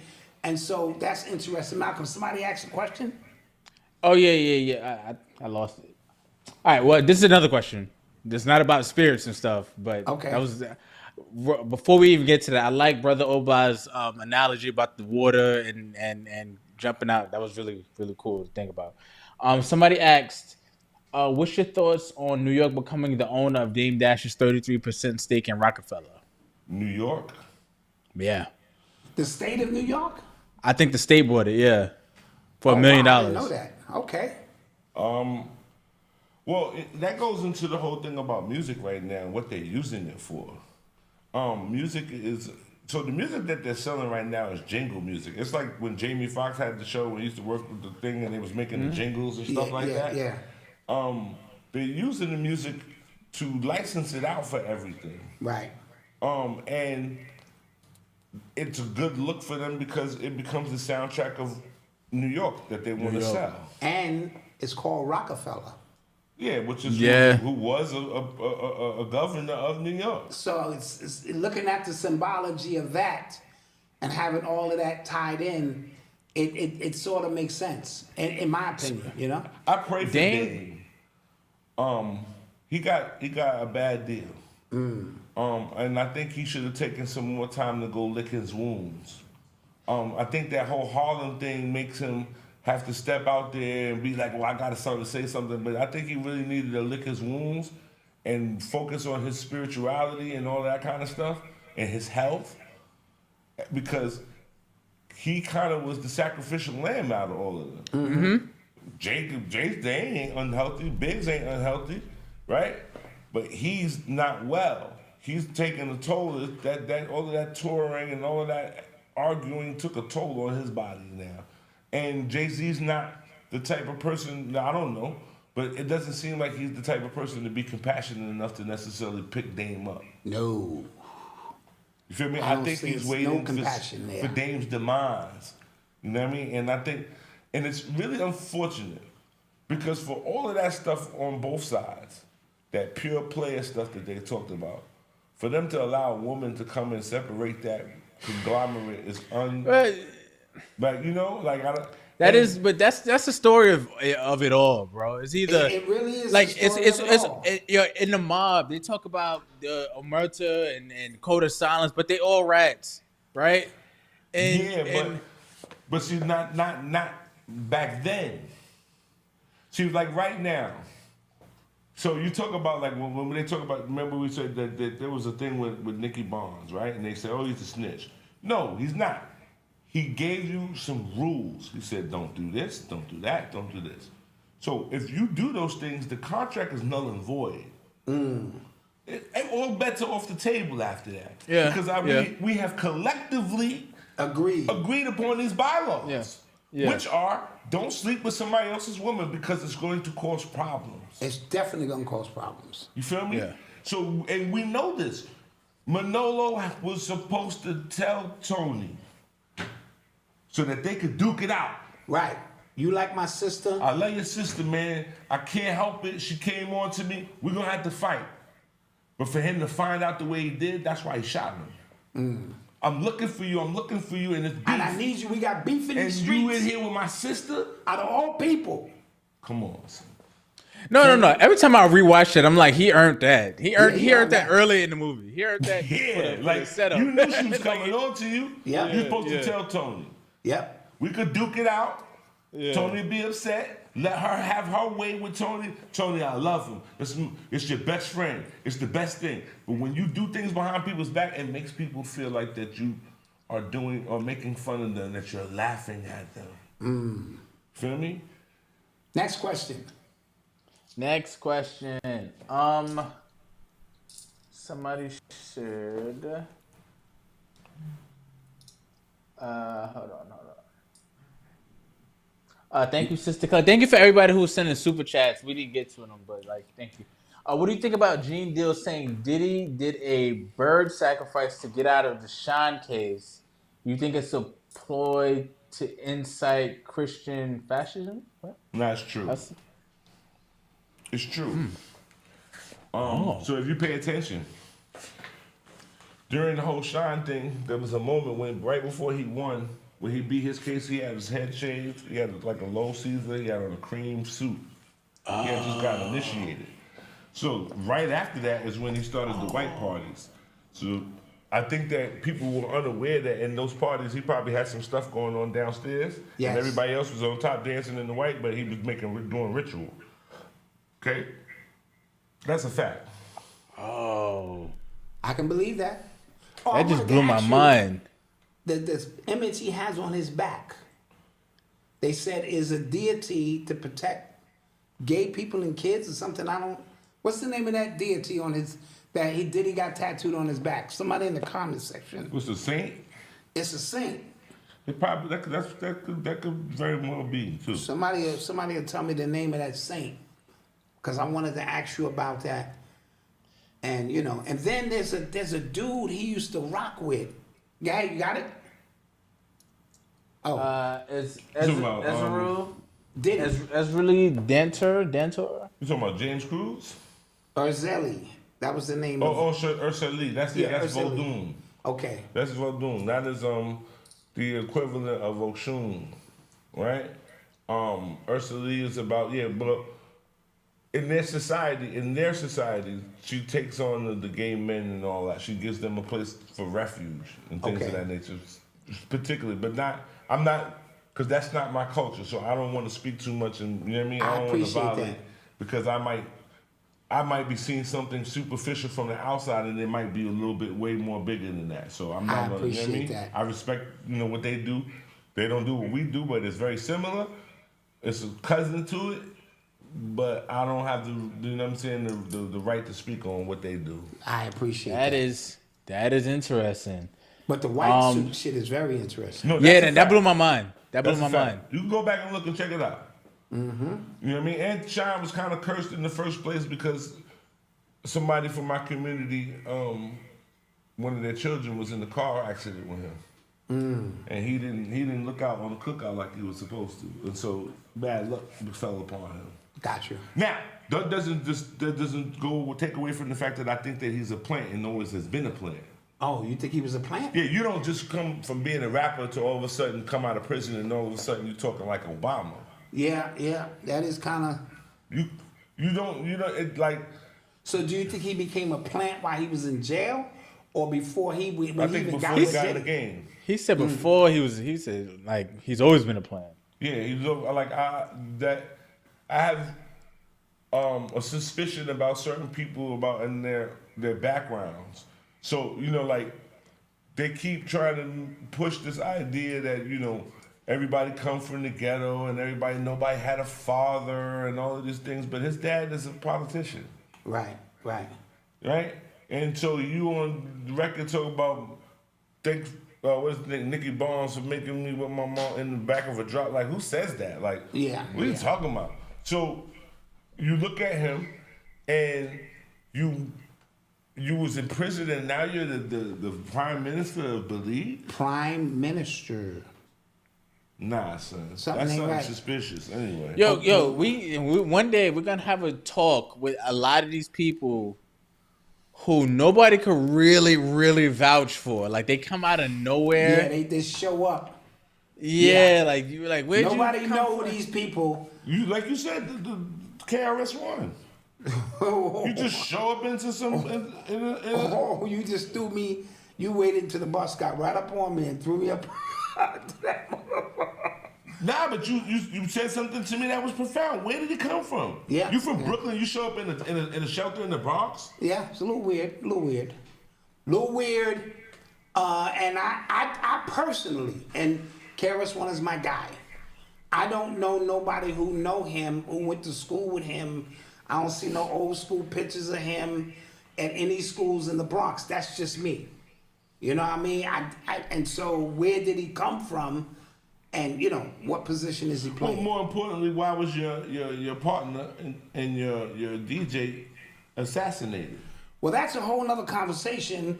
We're about to end this podcast now. We were doing okay until Omar came with this shit and put this shit on fire. He just turned this shit up to barbecue. This motherfucker was sauteing and he done put this motherfucker on the barbecue now. A few more questions. Somebody asked something about spirituality. Okay, what does it mean if you have visions or dreams or deja vus before people die? This has happened multiple times to me.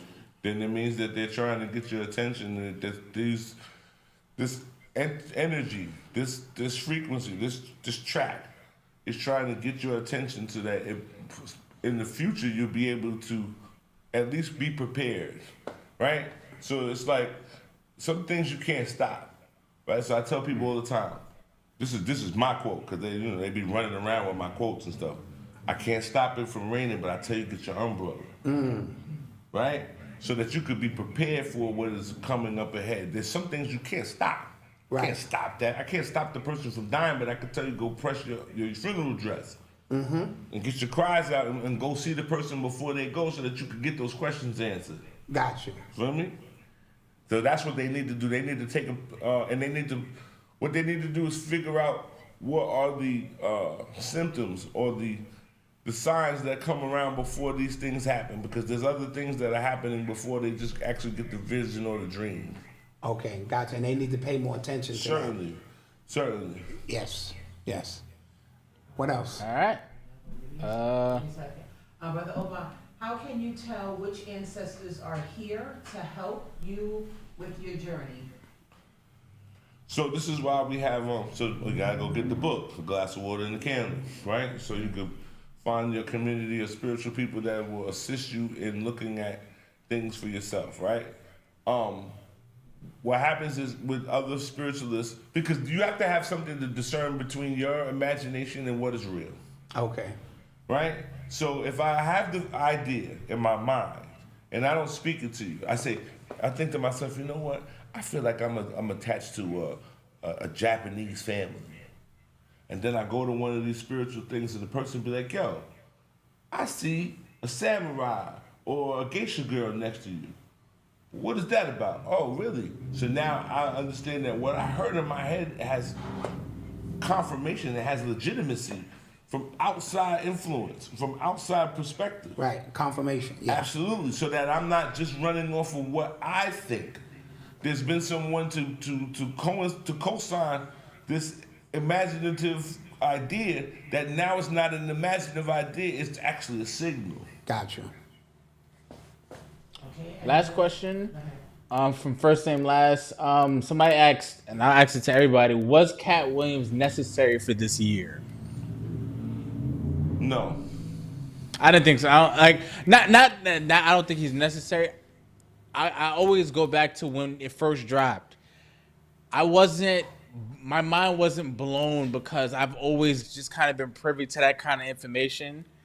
And and people keep saying he predicted this year when, like you said, like it was gonna happen. But like you just said it, and then like you get what I'm saying. Like these things were already in motion, and then he said this is happening, and then people just kind of give him credit for what they've seen in the year. So before he said that, we had a whole year and a half or maybe 2 years of Jaguar already scratching at the door. Right? True that. We had a year and a half of Gene Deal behind her. We had another year of Mark Curry. I mean, come on, what are we talking about? Like, no, all of that's right on point, but that's why I think he was in a weird way necessary, because he was testing the social media boundaries, so to speak. So he got up there and said everything we already know, and he didn't pull any punches. He was talking about buttholes and all kinds of stuff that we didn't think people would let fly with being, and people were like, damn, that was the first time I heard somebody just compartmentalize everything that was said over the last 10 years or so into one sit down on what happened to be the hottest podcast at the time. And so that information coming into the ears of your moms. Oh, what was that? I love you, Malcolm. What was that? I love you. Right? So every common day folk who was going to work who had never heard nothing like that was like, what the hell? Right. And then to have it be confirmed for them. Shit we already knew, right? And so I think in that sense, certain things are necessary. That's a good point. That's a good point. You also gotta remember this. When they start their smear campaign, they start with the comedians first. Yes. The comedians are one that bring. So remember, it was Hannibal Buress that started the whole Bill Cosby. The Bill Cosby thing. Yep. Oh, yeah, it was him who started that shit on Bill Cosby. Absolutely. And so now, when Cat does it, Cat is because Cat is a chameleon. I remember there was a time he was hanging out with Dipset. Like, what are we talking about? Right. Like, I didn't forget that you had the skull and bones, rhinestone belt and all that with the chain hanging out of it. Like, I didn't forget that. Uh-huh. So, I'm not, it's not the person, it's the message.